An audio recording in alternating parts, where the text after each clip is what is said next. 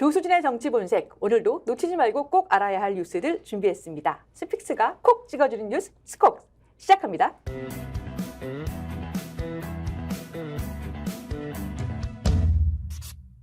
예, 오늘도 김성환 시사평론가, 김민아 시사평론가 오셨습니다. 두 분 안녕하세요. 네, 안녕하세요. 네, 봄은 봄인데 너무 춥습니다. 그러게요. 근데 조금씩 오는 것 같아요. 날이 조금씩 풀리는 것 같기도 하고요. 좀 봄 기운이 느껴지지 않으세요? 춥다고 하셨잖아요. 조금 느껴져요. 예. 너무 춥네요. 봄이 오긴 오는 거죠? 아직 안 왔나 보죠. 낮에는 낮에는 조금 괜찮은데 아침이 되면 다시 안 온 것 같고 봄이. 이제 그죠. 낮이 되면 다시 봄이 조금 온 것 같고. 그죠. 다시 아침이 되면은 봄이 안 온 것 같고. 예. 예. 그러지 많아요. 감기 걸리기 딱 좋은 시기인데요. 시청자 여러분들 다 감기 조심하셨으면 좋겠습니다. 아니, 저는 뭐 봄이 조금씩 느껴져가지고 빨리 좀 떴으면 좋겠다. 바깥에 나가가지고 그 생각을 좀 하고 있어요. 예, 달리기 하기 좋은 시기가 점점 오고 있습니다. 달리기도 하시나 봐요. 예, 제가 역시 이제 문무를 겸비하셔가지고. 예. 위원장님이셔서 하실 게 많아요. 저 같은 체형은 달리기도 예. 못해요. 관절에 무리가 가고 이래가지고 자전거로 해야 되는데 자전거를 또 사면은 이제 비용이 많이 들고 네. 굉장히 신경 쓸 게 많습니다. 따릉이도 있고 좋은 방법은 많은 것 같으니까요. 네. 이제 다 같이 운동하면 좋을 것 같고요. 오늘 신문은 제갓길 신문들, 각자 갈 길 가는 신문들 이렇게 평가할 수도 있을 것 같아요. 지금 이제 겨울인 것 같지만 봄이 오는 것 같기도 하고 그런 거잖아요. 뭔가 이렇게 바뀌는 것 같은 느낌을 우리가 얘기했는데 신문도 지금 약간 뭔가 분위기가 바뀌고 있는 듯한 느낌이에요. 예, 맞습니다. 그러니까 공천의 한 고비가 살짝 넘어가니까 신문들이 제 갈 길을 지금 헷갈려하는 거 아닌가? 왜냐면 큰 뉴스들이 계속 지금 공천과 관련해서 쭉 나왔다가 일단 뭐 여야 다 마찬가지지만 갈등이 어느 정도 이렇게 넘어가는 듯한 국면이잖아요. 아니면 갈등은 계속되어 있다 하더라도 공천이 거의 막바지까지 왔잖아요. 그러니까 신문들이 이제는 우리가 일면에 이 소식을 실기보다는 각자 뭔가 다른 걸 좀 실어야 되겠다 이런 생각을 고민을 한 게 오늘 신문 일면에 그대로 드러나 있습니다. 네. 일면을 제가 보여드리면서 간단하게 그냥 일면 스케치만 해드린다고 생각하시면 될 것 같은데요. 네, 좋습니다. 네. 자, 조선동화. 앞에 일면 머리 기사가 확 달라졌죠. 그러네요. 다양합니다. 네. 조선일보 일면은 전태일 재단하고 요즘 조선일보가 같이 협업을 한다 그래야 될까요? 전태일 재단이요? 네, 전태일 재단하고 공동으로 예. 노동시장 이중구조 문제를 분석한 기사를 조선일보는 일면에다 실었고요. 큼지막하게 보이시죠? 그리고 동아일보는 트램 포퓰리즘, 이것도 만들어낸 말인 것 같기도 한데요. 경전철을 그 공약으로 내세운 게 전국 16개 지역구라고 해요. 그러니까 그런 이제 경전철을 설치 공약으로 내세운 건 트램 포퓰리즘이 아니냐, 뭐 이렇게 좀 지적하는 기사를 일면 머리에 실었습니다. 그리고 중앙일보하고 한겨레 신문을 좀 보여드릴게요. 예. 중앙일보는 또 다르죠.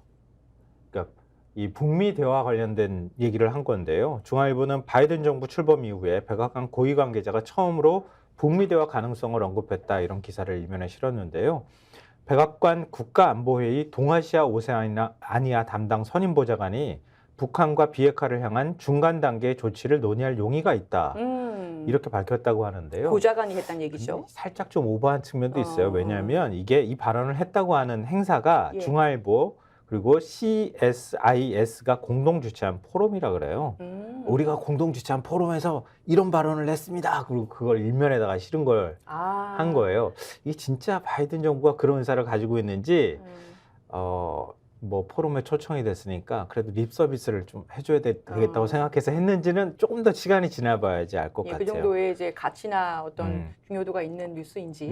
예. 네. 그리고 한겨레 신문은 앞서 잠깐 보여드렸던 것처럼 탄소 배출량 감축으로 수출 기업의 발등에 불이 떨어졌다 이런 건데요. 우리 아리백이 뭐가 중요합니까? 이렇게 얘기하는 여당 비대위원장을 갖고 있는 나라에서 이렇게 네. 기사 쓰는 게 좀 이상하긴 하고 아리백이 뭔지 모르는 대통령 후보가 대통령이 된 나라에 살고 있잖아요.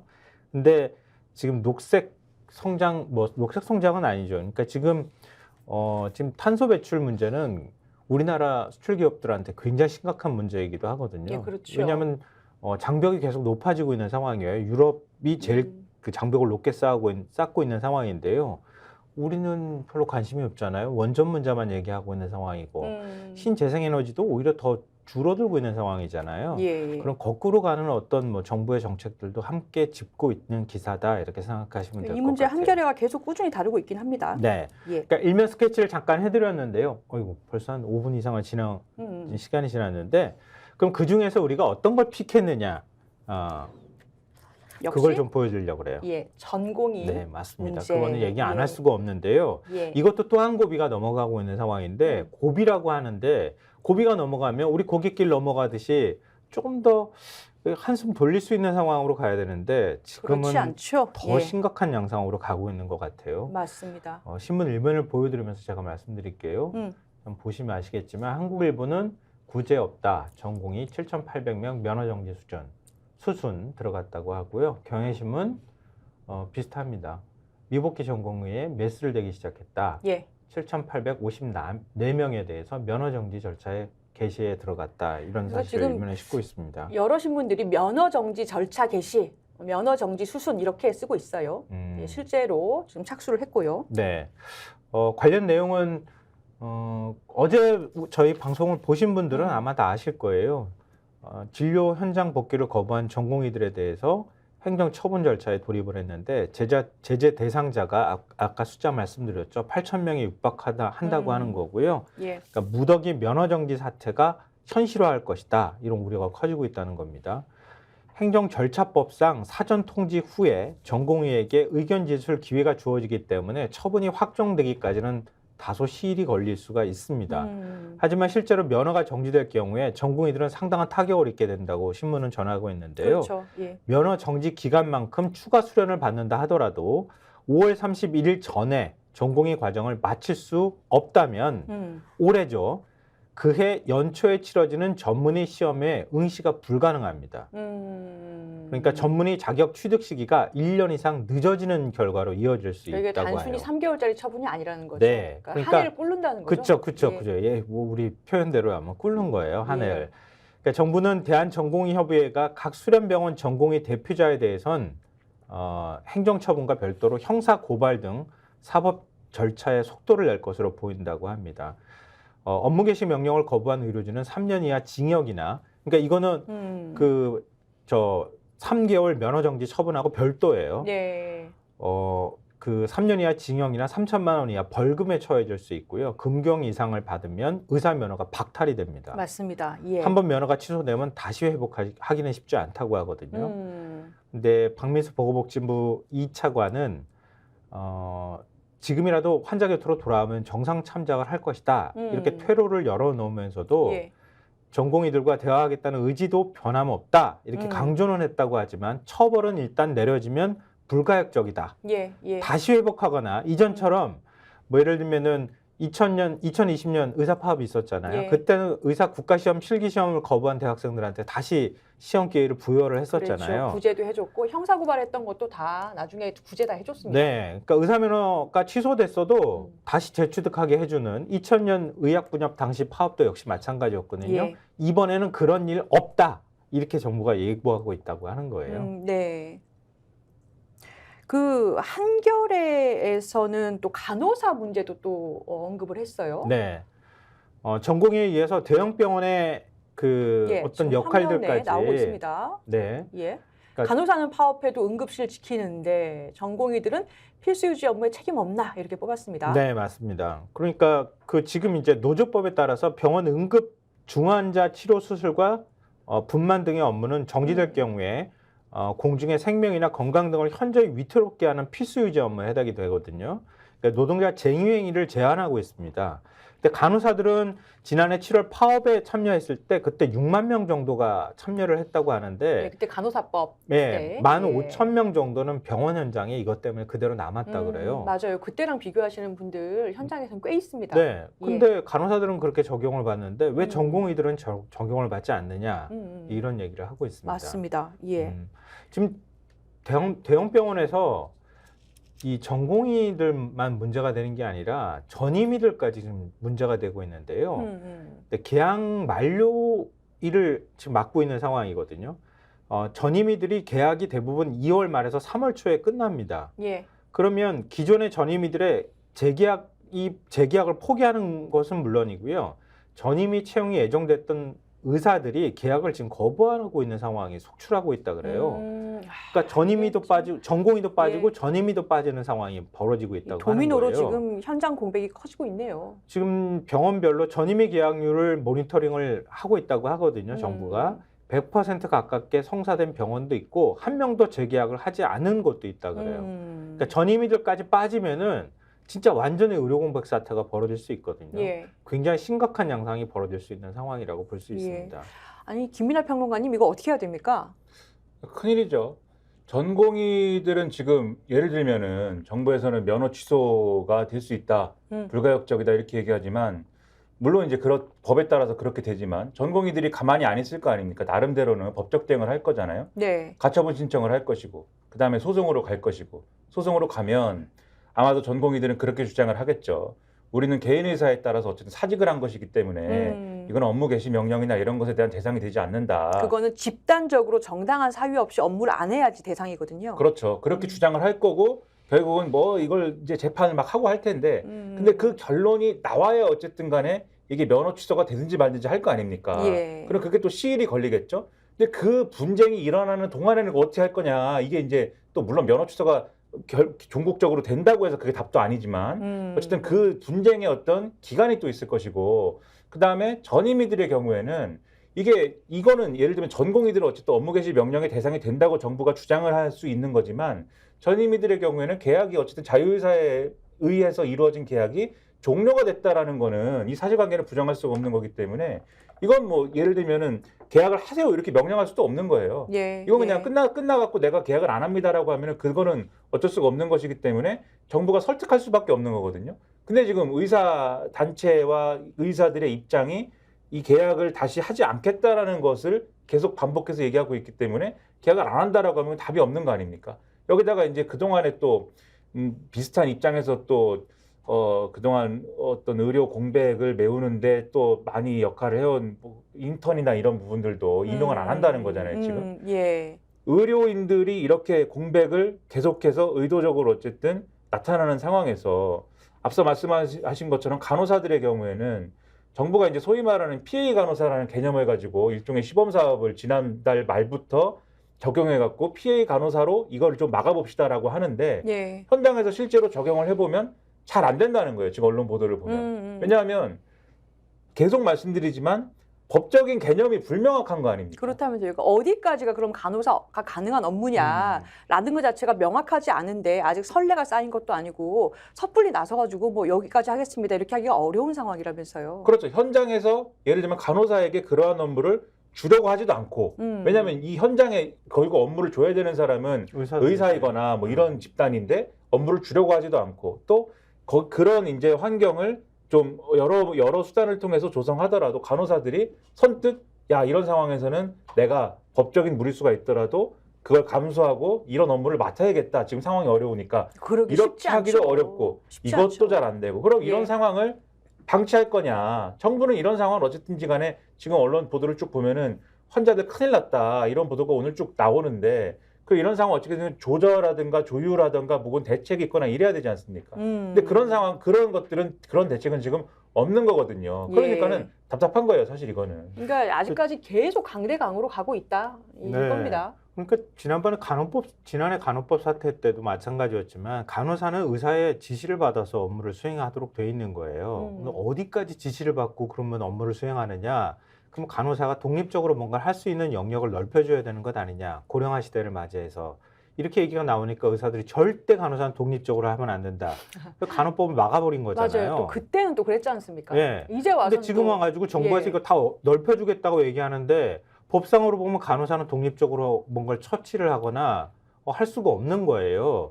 근데 그걸 최대한 넓혀준다고 해봐야 어디까지 넓혀주겠냐는 거예요. 그러니까 현실적으로 쉽지가 않다 이런 얘기를 한 거고요.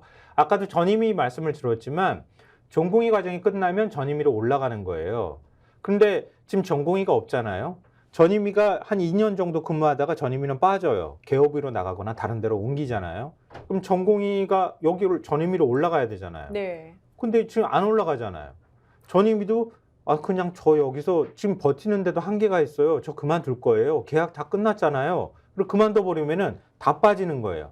빠지는데 의대 교수들만 남은 거잖아요. 덜렁. 의대 교수들도 우리도 이제 못 하겠어. 힘들어. 아무도 없는 의사가 없는 병원이 돼버릴 위험이 돼버리는 거예요. 그러니까 어제 최경영 기자님이 지금 그 병원의 교수님들이 라면 먹으면서 근무하시는데 너무 힘들어하신다고. 네, 맞아요. 그런 얘기도 그러니까 하셨죠. 정부가 얘기하는 것처럼 필수 의료 분야에 공보이나 군의관을 투입한다 이렇게 얘기를 했는데 그럼 공보이나 군의관은 뭐 자기 업무는 없는 거야? 특히 공보회 같은 예. 경우에는 물론 공보회가 필수 의료를 뭐 수련하고 이런 측면들이 있지만 예를 들면은 그 의료 서비스가 제대로 되지 않는 곳에서 지금 의료 업무를 담당하고 있는 거거든요. 예. 그러니까 공보위를 섣불리 그렇죠. 그런 지역에서 데려와 가지고 지금 이 어려운 어떤 환경에 수도권이나 이런 데 배치할 수도 없는 거고 그러니까 사실 공보위를 데려오기도 어려운 거고 군의관도 군에서 그 역할을 해야 되는데 그렇지 않아도 군에서 제대로 의료가 이루어지지 않는다라는 이런 환경이 있는데 그냥 빼와가지고 어떻게 투입을 하겠습니까? 그 답이 없어요 지금. 그러니까 정부가. 종합적으로 볼 때는 정부가 처음에 의사들이 파업하겠다라고 했을 때 낸 대책들이 지금 하나씩 다 시행은 되고 있는데 시간이 길어지면서 이제 한계점이 달하고 있는 거죠. 한계점에 네, 달하고 있는 맞습니다. 거죠. 근데 그러다 보니까 조선일보 2면을 보시면 3면을 보시면 아시겠지만 예. 사망하는 환자들까지 나오는 상황이에요. 예, 안타까운 소식들이 지금 뭐 전공의 파업 2주째 피해 신고 속출, 수술 제때 못 받아 가족 숨졌다, 죽음의 공포와 마주하는 환자들 이런 기사들이 나오고 있습니다. 지금 그 지난달 29일까지 343건의 피해 신고가 들어왔는데 그 중에 가족이 숨졌다, 의사 파업으로 가족이 숨졌다는 사망 신고가 2건이 들어와 있다 그래요. 아이고. 지난달 20일 한 임신부가 산도 이상으로 서울의 한 대학병원에 갔다가 수술을 거부당해서 그러니까 아이가 나오는 통로에 이제 아이가 끼인 것 같은데요. 수술을 거부당해서 6일 뒤에 태아가 숨졌다는 신고가 있었고요. 또 지난달 22일 투석 치료를 받는 환자가 혈관 이상으로 응급수술을 받아야 했는데 늦어져서 다음 날 새벽에 사망했다 이런 신고도 접수가 됐다고 합니다. 아니 지금 이런 의료 시스템에 기계가 다 있고 사람이 다 있는데 이게 웬일입니까? 그리고 뭐 이것도 이거지만 수술을 앞두고 있는 환자들 있잖아요. 지금 빅5 병원에 한 50%가 수술을 지금 못하고 있는 상황이라고 하거든요. 얼마나 불안하실까요? 그러니까 그런 일들이 계속 벌어지고 있다고 하는 건데 뭐 지금 의사하고 정부는 계속 강대강 대치로 지금 가고 있는 거예요. 이거 지금 멈춰야 되는 상황이 아닐까 싶거든요. 맞습니다. 정부가 좀 정치력을 발휘해야 될 시점이다. 좀 지금 절실하다 이런 생각이 드네요. 그러니까 정부도 정부고, 그러니까 정부에 대해서는 정말 저는 지금 뭐 지지율이 올라가네. 그리고 의대 정원 2,000명은 예정대로 되고 있다. 왜냐하면 지금 대학들이 써냈다고 하는 거에 대한 보도를 보면은 2,000명 넘었다면서요? 2,000명을 넘어서 거의 2,500명이 육박한다 이런 보도도 있거든요. 동아일보 같은 경우에는 의대 40곳 증원 희망 신청 접수 마감했는데 대학들은 정원 2,500명 안팎을 늘려달라고 신청한 것으로 알려졌다 뭐 이렇게 나오는데 그러니까 정부 입장에서는 거봐라 예상대로다 이렇게 할 거거든요. 그러니까 의대 정원 늘리는 것도 커봐라 대학에서도 원하고 대학들은 근데 다른 기사들 보면은 혼란의 도가니에요 지금. 왜냐하면은 어제도 말씀드렸듯이 대학 측에서는 의대 정원을 늘리고 싶어 하는데 또 의대생들이나 그 다음에 의대 교수들, 학장 이런 사람들은 이건 안 됩니다 이러고 있어가지고 학내에서 충돌이 일어나고 막 이러거든요. 예. 거기도 혼란의 도가니인데 어쨌든 거봐라 의대에서도 정원 늘려달라고 하지 않느냐? 그 다음에 지금 어쨌든 여론조사상에 이제 지지율이나 이런 게 올라가니까 국민들도 원하지 않느냐? 그 총선 때까지 이 모드로 계속 갈 거 아닙니까? 근데 그거 계산할 때가 아니고 당연히 저는 의사들이 굉장히 이기적이라고 생각하고 의사들이 이렇게 나오는 거 굉장히 문제가 있다고 생각하지만 결론적으로 이 문제를 또 풀어야 되는 어떤 방법을 내놓는 책임은 정부에 있는 거잖아요. 저는 당연히 의대 정원을 늘려야 된다고 생각하는데 이 지금 당장 올해 입시부터 2,000명을 한 방에 늘리는 것만이 오로지 답인 거냐에 대해서는 좀 더 논의할 필요가 있지 않느냐. 이거는 그리고 책임 정치라는 측면에서도 문제가 있는데 그러면 전 정부에서 늘리자고 한 걸 왜 반대한 거냐에 대해서도 여당이 좀 설명을 해줬으면 좋겠어요. 거기에 대해서는 입 싹 씻고 아무 얘기도 안 하지 않습니까? 그러네요. 그러니까 뭘 하자는 건지 모르겠어요 지금. 뭐 의사단체들도 지금 의심하고 있는 상황이잖아요. 총선 앞두고 있는 거 뻔히 알면서 지금 예. 이렇게 제일 큰 숫자라고 하는 2,000명을 밀어붙이는 의도가 뭐냐 이렇게 자꾸 질문하고 있는 것. 근데 정부는 어찌됐든 간에 의사 정원을 늘려서 장기적으로 국민의 의료 복지를 뭐 혜택을 더 많이 볼 수 있게 하고 뭐 아까 고령화 시대 말씀드렸지만 그런 거에 새로운 시대에 대해서 대비하는 것도 필요합니다. 그건 뭐 부인하는 건 아닌데요. 또 거꾸로 생각하면 국민의 생명과 안전 당장 닥친 이 문제를 어떻게 해결할 건가? 그거에 대해서도 정부가 책임을 져야 될 의무가 있거든요. 근데 이걸 너무 정치적으로 해석해서 밀어붙이는 거 아니냐? 뭐 이런 지적들이 끊임없이 나오고 있는 상황입니다. 예, 맞습니다. 네. 총선 이후에 정부가 이 문제를 어떻게 마무리하는가 지켜봐야 될 것 같습니다. 자, 다음으로 공천 소식으로 한번 가보죠. 네. 공천제가 한 곱이 넘기니까 신문이 각자 도생의 길을 갔다 뭐 이렇게 대충 표현을 했었는데요. 예. 공천 소식이 오늘도 신문 종합면들을 다 차지하긴 했습니다. 근데 톤은 좀 많이 달라졌어요. 한번 신문 보시면서 제가 말씀드릴게요. 예. 자, 이게 동아일보입니다. 예. 동아일보 4면 5면인데요. 여야를 한 면씩 이렇게 나란히 실었어요. 네, 아이고 맛있게 드시네요. 지금 왼쪽은 여당 얘기, 예. 오른쪽은 야당 얘기 이렇게 실었는데요. 여당 얘기가 공천 룰 왜 바꾸나 비판에 강남, 영남 구민추천제 규모를 줄였다 이런 내용이고요. 야당은 탈당 고민하던 임종석 전 비서실장이 민주당에 잔류하기로 했다. 근데 거기에 옆에 8월 전당대회를 노릴 것 같다. 왜 그러면 민주당 잔류를 선택했느냐? 예. 8월 전당대회 때 당권에 도전하기 위해서 그런 거 아니냐? 네. 뭐 이런 내용을 싣고 있습니다. 근데 일단 여당 얘기부터 하면 굉장히 흥미로운 얘기예요. 지금 지난달 1차 경선 발표에서 충청권 현역 6명이 모두 경선에서 승리했잖아요. 예. 그러니까 승리해서는 안 되는 의원까지 들어가 있었던 거죠. 그래서 논란이 됐었는데 이 현역 불패 비판이 나오니까 그리고 또 늙은 공천이란 지적이 나오니까 그러면 우리가 국민 추천제를 하겠다. 남아있는 강남 3구 그리고 또 지금 이제 대구 같은 경우에는 대구 동군이 갑이나 북갑, 달서갑, 경북 구미을, 울산 남갑, 부산 서동 뭐 이렇게 해가지고 한 10곳 정도를 국민 공천제를 하는 게 어떻겠느냐 뭐 하겠다 이런 뜻을 밝혔는데요. 예. 이게 한 두세 곳 정도로 확 줄어들었다 그래요. 그러니까 왜 그러냐면은 예. 지금 여기 현역 의원들이 한 8곳에 재출마를 했다고 하거든요. 그러니까 강남갑, 강남을을 제외한 8곳에서 다 이제 출마를 했는데 이 지역구에 나온 의원들이 경기 시작 전에 정한 룰대로 해야지 경기 중에 룰을 바꾸는 것은 꼼수 컷오프이자 쇼다. 이렇게 비판하면서 반발하고 나왔다는 예. 거예요. 그러니까 원래는 경선을 붙이거나 이렇게 하려고 했는데 국민 공천제를 해버리면은 그 자기가 지금 경선을 붙여서 이기려고 다 했었는데 전혀 다른 방식의 룰이 들어오는 거예요. 말도 안 되지 않느냐 이런 반발이 있어서 결국 서울 강남과 영남 지역 두세 곳에 대해서 기존 현역 의원이나 공천 신청자 대신에 새 인물을 공천하는 국민 추천제를 도입하기로 했다고 하는데 이게 무슨 국민 추천제야. 전략 공천이지. 그러니까 그냥 눈으로 대충 그냥 뭐 우리 이렇게 합니다. 여성 청년 공천 거의 없다는 얘기 비판 그냥 그걸 어떤 방식으로든 무마시키려고 도입을 하려고 했는데 그것조차도 제대로 안 돼서 그냥 이전처럼 전략 공천이나 거의 다름없는 방식을 도입하기로 했다는 거예요. 예. 그게 전략 공천이다라는 얘기는 국민 추천제라는 말을 꺼내자마자 그 동네 사람들이 다 들고 일어나서 막 그 얘기를 하는 거예요. 그 국민 추천제라는 게 실상이 뭡니까? 결국 위에서 내리꽂겠다는 거 아닙니까? 사실 오늘 동아일보에도 표현이 돼 있는데 결국 한동훈 사람 꽂겠다는 거 아닙니까? 이 얘기를 막 하는 거예요, 이제 막.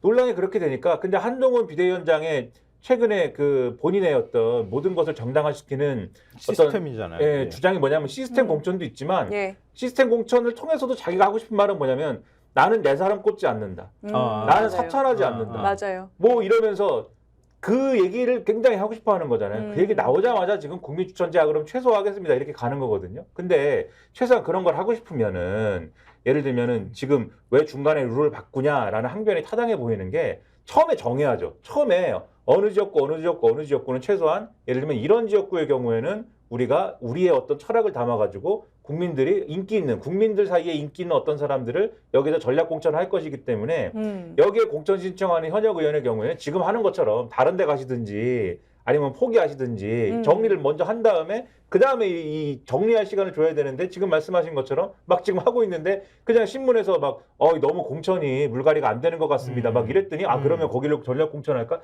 이러면 과거에 예를 들면 과거에 총재가 막 꽂았던 공천하고 뭐가 다르냐라는 거예요. 그러니까 본질적으로 이거는 국민 공천제를 하다가 말다가 다시 하다가 이렇다는 거는 공천이 사실상 대표가 마음대로 하는 또는 누군가가 마음대로 하는 공천이랑 다를 게 없다는 걸 오히려 보여준다는 거고. 그러니까 최소한 기준은 미리 정해져 있었어야 된다. 그래야 그걸 시스템 공천이라고 표현하든 뭐라고 표현하든 그래야 그게 어쨌든 합리적인 공천인 것이죠. 이거는 누구 마음대로 하는 공천이지. 이게 사천이 아닌 거랑 다른 게 뭡니까 사실. 누구의 어떤 마음이 들어갔느냐 안 들어갔느냐를 떠나서 예. 시스템상으로 보면 사천이나 마찬가지인 거죠. 이런 거는. 그런 점에서 굉장히 퇴행적인 모습을 보이고 있다는 건데 제가 여당 공천을 보면은 퇴행적인 코드가 이거 하나뿐만이 아니다라는 거 오늘도 확인할 수가 있었어요. 네네. 근데 그러면은 그런 거 있잖아요. 한동훈 비대위원장이 민주당을 아주 집요하게 공격을 하잖아요. 아, 그렇죠. 네, 이재명 대표 뭐 사천하고 있고 뭐 매일 하루가 멀다 하고 막 계속 공격을 한단 말이에요. 그러니까 민주당에 대한 얘기만 하시는 것 같은 생각이 들 정도예요. 네, 예. 그런 한동훈식 화법을 칭송하신 분이 있어요. 아, 맞아요. 그 기사 오늘 조선일보 8면 예, 한 번만 보여주실래요? 재밌었습니다. 예. 저겁니다. 맞으면 바로 쏜다. 한동훈 틱톡 화법 네. 최전선 무기로. 이게 조선일보가 이렇게 해놨는데요. 그 밑에 청년들하고 이렇게 같이 사진 찍은 거 이렇게 하고 있네요. 한동훈의 틱톡 화법이라고 그러나요, 이게? 네. 그러니까 사안이 터지면 마치 쇼폼 동영상처럼 바로 대응하고 핵심을 잡아 공격에 들어간다. 이거 뭐 만드는 것 같은데.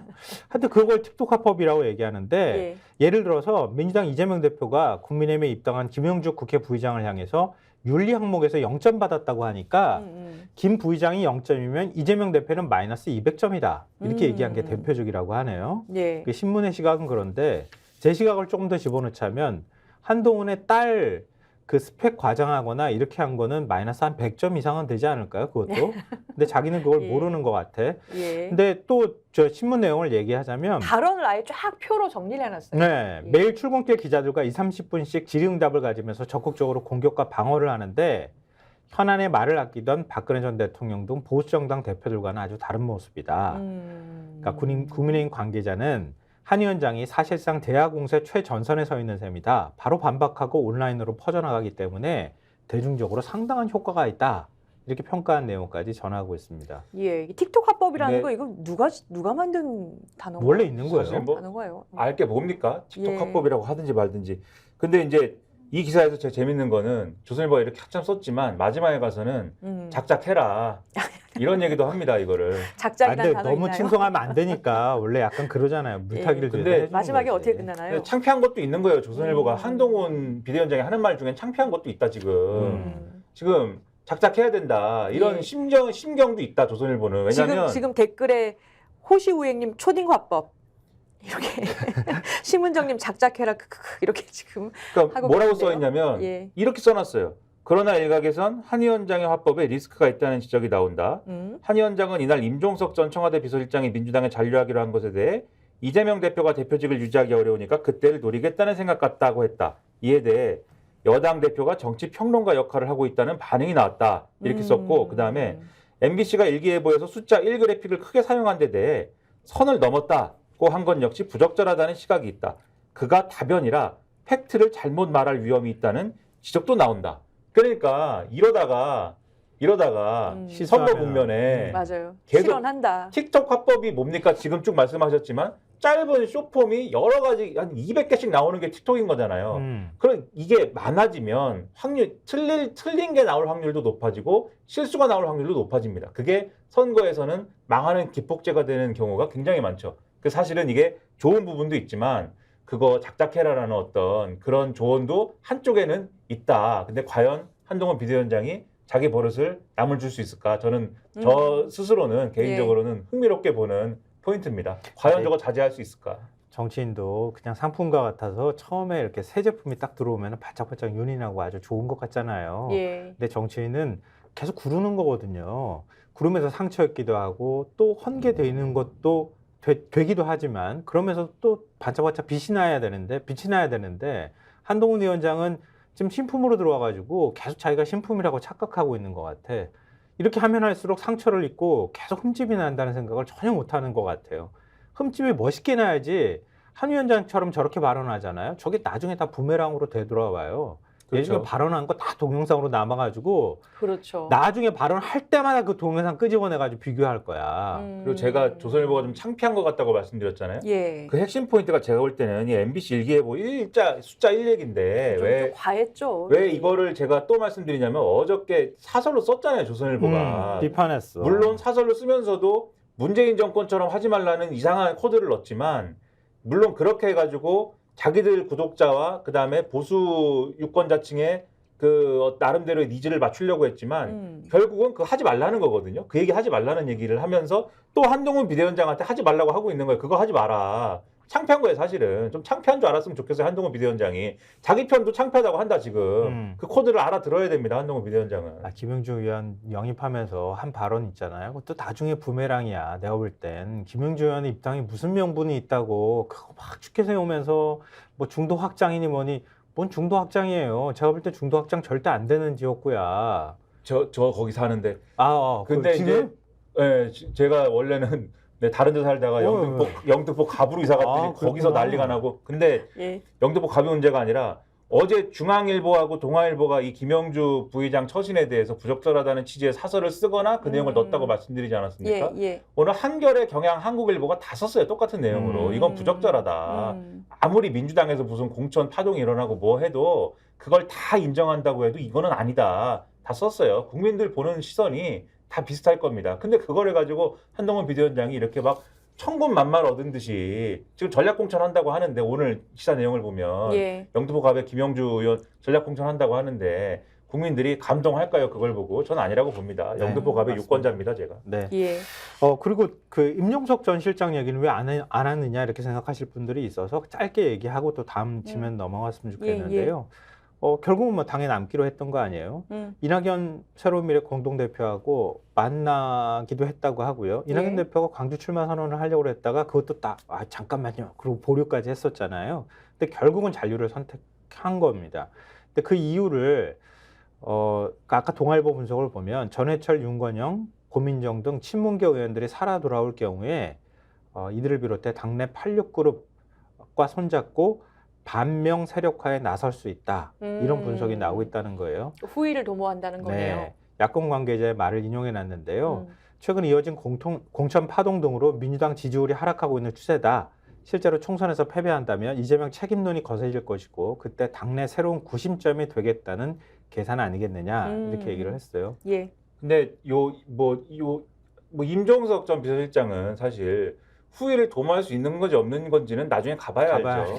왜냐하면 임종석은 그러면은 이 당의 결정을 수용하면 후위를 도모하는 사람이고 당의 결정을 수용을 안 하면은 배신자고 뭐 이것도 이상하지 않습니까? 그러니까는 뭐 정치적 계산에 대해서는 이런저런 얘기할 수 있지만 나중에 가봐야 아는 것일 테고 여당 공천에 대해서 아까 보여주고 싶은 게 있는데 못 보여줘가지고 그걸 잠깐 말씀드리면 여당 공천의 다양한 모습 중에 경향신문이 오늘 기사 쓴 게 재밌어서 그 얘기를 하고 임종석 얘기로 갔어야 되는데 그 얘기를 안 해갖고 제가 말씀드리면 경향신문 기사 중에 또 재밌는 게 있었어요. 박근혜 변호, 도태우, 유영하 등판 탄핵의 강 되돌아온 여당이라는 기사가 있었어요. 지금 나오고 있네요.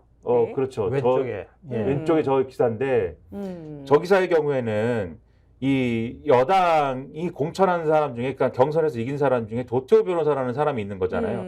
이분의 경우에는 과거에 이 대구 중남구 현역 임병헌 의원을 누르고 총선 후보로 확정이 됐는데 잘 아시겠지만 이른바 태극기 변호사 이렇게 불리는 분이지 않습니까?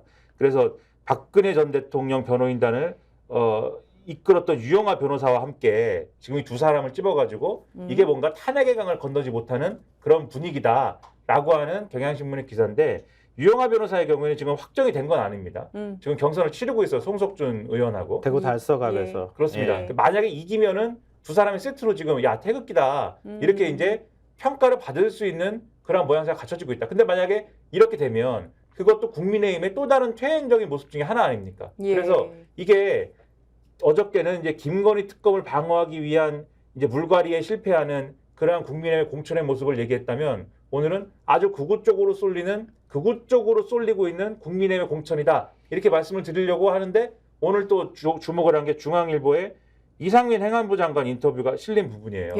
선관위원장을 바지 사장이라고 얘기했어요? 이게 뭐냐면 선관위원장도 이제 중선관위원장이 있고 동네에 이제 구 단위의 선관위원장들이 있잖아요. 본인이 판사 출신이어서 구 단위의 선관위원장을 이제 해보고 선관위원을 해보고 이랬다는 건데 직접 가서 해보니까 하는 일 없고 뭐 밥이나 먹고 그러더라 뭐 이런 얘기인데 아니 근데 아니, 행안부 행안부 장관이 장관이- 이런 말씀하셔도 됩니까? 아, 그러니까. 그 웃긴 사람이죠. 아니, 근데 장관인지 우리 아닌지 위원장님을 헷갈리는 장관으로 사람이네. 보내야 될 것 같아요. 그러니까요. 예. 그러니까 행안부 장관이 지금 가끔 선관위를 이런 식으로 공격해도 되냐 이런 생각도 들지만 이걸 또 타이틀로 뽑은 건 뭡니까? 실제 일해봤더니 선관위원장은 바지 사장이란 말에 공감. 그렇죠. 근데 여기서 엿먹이는 거지. 제가 속대 표현으로 얘기하면. 여기서 제가 문제적이라고 더 문제적이라고 생각한 게 이렇게 얘기를 해요. 변호사 시절인 4년 전 총선 때였죠. 부정선거 논란이 거셌지만 한 귀로 듣고 한 귀로 흘렸는데 저명 인사들이 계속 얘기를 해서 들여다보니 좀 이상한 것들이 있는 거 아닌가. 이렇게 얘기를 합니다. 그러니까 이상한 것들이 있대요. 이게 무슨 얘기예요? 이게 그래서 무슨 얘기죠? 종합을 하면은 예. 그래서 물어봐요. 이 강찬호 논설위원이라는 분이 이분이 말이 굉장히 많은 분이어서 네. 별명이 투머치 토커, 예. 투머치 토커인데 굉장히 말이 빠르고 말이 많은 분인데 예. 그 부정선거가 있다고 보는 겁니까? 라고 했는데 아닙니다. 딱 부러진 증거가 나오지 않는 한 그렇다고 볼 수는 없죠. 라고 하면서도 사전투표에서 두 가지 문제가 있습니다. 라고 했거든요. 하나는 부정한 투표지가 양산될 우려고 다음은 이 투표지가 투표함에 투입돼 카운트될 우려입니다. 그러니까 이게 부정선거론자들이 하는 얘기예요. 맞아요. 그렇기 때문에 이거 극우 유튜브에서 보는 주장인데 이거 이렇게 장관 인터뷰로 써도 됩니까? 행안부 장관 인터뷰에서 얘기를 하고 있어요. 그렇기 예. 때문에 이게 얼마 전에 한동훈 비대위원장이 비슷한 얘기를 하면서 투표지를 지금 사전 투표용지를 그냥 프린트를 할 때 날인이 돼서 나오는데 그러지 말고 프린트를 한 다음에 그 자리에서 공무원이 도장을 찍어야 된다. 그 얘기를 주장했잖아요. 그 얘기를 똑같이 하거든요. 근데 결국은 이 얘기를 왜 하느냐. 예. 부정선거론자들한테 장단을 맞춰줘서 사전 투표를 안심하고 하게 만들기 위해서 이 얘기를 하고 있는 거 아닙니까? 사실 이것도 국민의힘과 정부가 예. 정부 여당이 그것 쪽으로 쏠리는 그런 가닥을 지금 잡고 있는 나름대로 계산을 해가지고 그런 모양새로 보이거든요. 대통령은 자꾸 박근혜 전 대통령 만나서 그 또 신호를 주고 대구에 가서 또 자기는 대구 사람도 아닌데 대구 사투리 쓰면서 막 이렇게 얘기를 하고 어제도 그랬지 않습니까? 막 다 바꿔보겠습니다 이렇게 했다고 하지 않습니까? 그런 걸 보면 예. 여러 방향으로 퇴행하는 정부다 이런 생각을 거둘 수가 없어서 소개를 해드렸다는 겁니다. 예, 그러니까 알겠습니다. 국민의힘은 탄핵의 강을 건넌 게 아니라 건너다 말고 되돌아간 거나 다름이 없다. 이건 사실 굉장히 예민한 문제인데 맞아요. 그건 예. 앞으로 언론에서 어떻게 다루는지 좀 지켜봐야 될 부분일 것 같아요. 예. 왜냐하면 민주당에 대해서는 굉장히 좀 토파보듯이 그렇게 바라봤잖아요. 근데 국민의힘에 대해서는 사실 제대로 안 들여다보는 것도 사실이고 그런데 민주당이 일단 공천에서 갈등 국면을 일단 크게 넘어선 것 같아요. 근데 국민의힘은 지금 뒤끝이 남아있는 거잖아요. 뒤끝 남아있는 거에 이런 부분들은 굉장히 좀 예민한 거잖아요. 근데 이런 것들을 언론이 어느 정도 잘 다룰지 이걸 좀 봐야 될 것 같고요. 예. 그리고 한겨레 신문 일면 얘기를 네. 꼭 안 하고 갈 수는 없을 것 같아요. 한겨레 이종섭 신문 전 장관 네. 임명 이야기를 썼습니다. 네, 최상병 사건 피의자인데 이종섭 호주 대사 임명 이렇게 해가지고 일면에서 기사를 네. 쓰기도 했고요. 또 종합면에서 관련 소식을 다뤘어요. 그러니까 본인이 지금 수사받고 있는데 호주로 갔어요. 대사 네. 임명돼가지고. 그러니까 호주 대사에 임명이 됐다는 거예요. 예, 임명됐어요. 뭐 이미 최상병 사건 순직 사건 처리 과정에 부당하게 개입했다는 사실은 예. 뭐 여러 정황이 드러났기 때문에 많은 분들이 아실 텐데요. 외국 공무원 신분이 아닌 자를 주재국 대사로 임명하려면 대통령이 특임 공관장으로 임명해서 외무 공무원 신분을 갖추도록 해줘야 돼요. 그러니까 대통령이 이 문제에 대해서 개입했다 이렇게 봐야 되잖아요. 그러네요. 근데 이렇게 해버리면은 지금 최상만 사건 핵심 피의자잖아요. 맞습니다. 그런데 호주 대사 임명이 되면 수사 차질이 불가피해진다는 거예요. 근데 박정훈 대령 법률 대리인인 김정민 변호사는 이 전 장관은 대통령 외압 의혹의 중심에 있는 인물인데 호주 대사로 보내면 공수처가 소환 조사마저 하기 힘들어진다. 최상병 사건의 실체를 덮기 위한 인사로밖에 보이지 않는다. 대통령이 인사권을 남용한 것이다. 이렇게 비판했다고 합니다. 예, 그러면서 이 기사 마지막에는 당시 해병대 수사단장이었던 박종훈 대령은 이 같은 번복의 배경, 그러니까 수사 결과 보고서 번복의 배경에 윤 대통령의 경로가 있었던 것으로 안다고 증언했다. 이렇게 끝을 맺고 있네요. 이어집니다만. 예. 계속 뭐 대통령이 이 사건에 개입하지 않았겠느냐 하는 의혹이 나왔고 대통령에게 보고가 됐다고 하는 정황들이 곳곳에서 드러나 있는 상황이잖아요.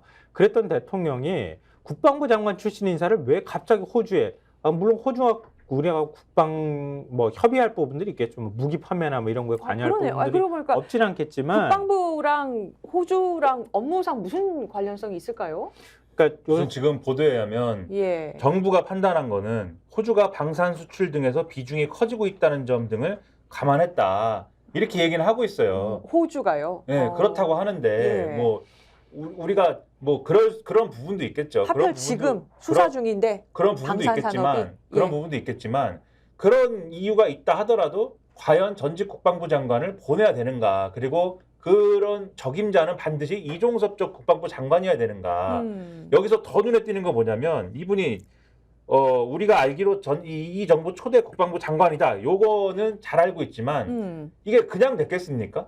국방부 장관, 정부 초대 국방부 장관이 그냥 됐겠어요?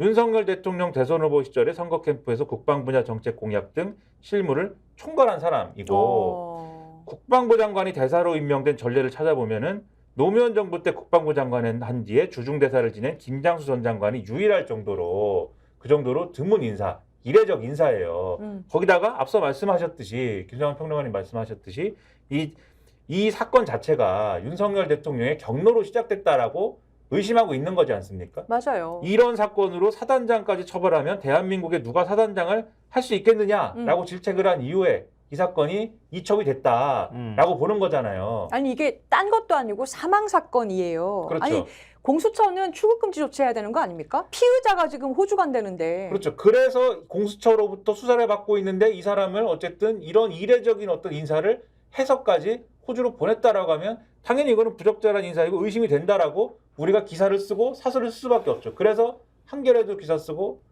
경향신문도 기사를 쓰고 동아일보도 기사를 쓰고 한겨레가 사설을 썼는데 제가 읽어드리고 싶은 사설은 사실 경향신문 사설입니다. 왜냐하면 지금까지 말씀드린 내용은 한겨레 사설 이런 데도 있고 동아일보 기사에도 있고 다 있는데 예. 경향신문 사설은 이거를 좀 확대했어요.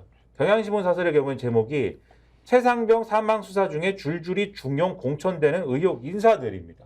그러니까 여기에 뭐라고 되어 있냐면은 지금 말씀드린 것처럼 이 부적절한 인사다라는 거를 썼어요. 그러니까 보통 때라면 호주 대사가 과분한 자리는 아니지만 이 최상병 사망 수사 외압 의혹의 핵심 관련자라는 점을 떠올리면 얘기 달라지고 이 사건 이후에 석연치 않은 처신으로 비판받다가 국방장관직에서 경질됐고 공수처 수사 대상에 올라 있는 점에서 부적절한 인사다라는 점을 지적하면서 이종섭 전 장관뿐만이 아니라 이 사건과 관련된 인사들 대부분이 중용되거나 최소한 책임을 면했다라고 지적을 하고 있습니다.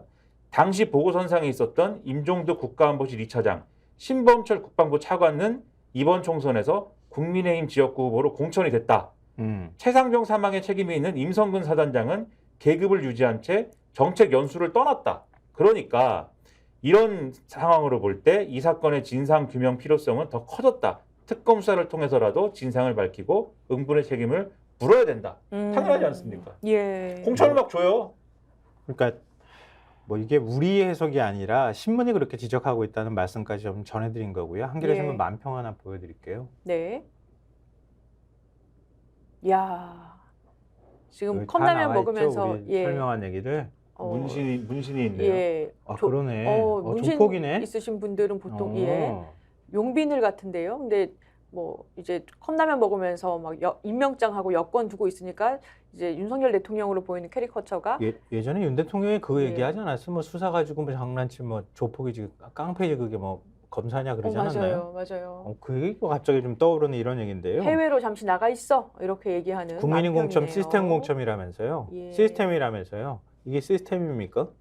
한동훈 장관 틱톡 화법 쓴다고 하는데 이거 좀 한번 틱톡 좀 해줬으면 좋겠네. 맞아요. 그런 생각이 그 들고요. 화법으로는 뭐라고 얘기할지 궁금하네요. 네. 네. 방금 전에 얘기하셨던 것처럼 임종덕 전 국가안보실 2차장 지금 경북 영주 영양 봉화에 단속 공천 받았고요.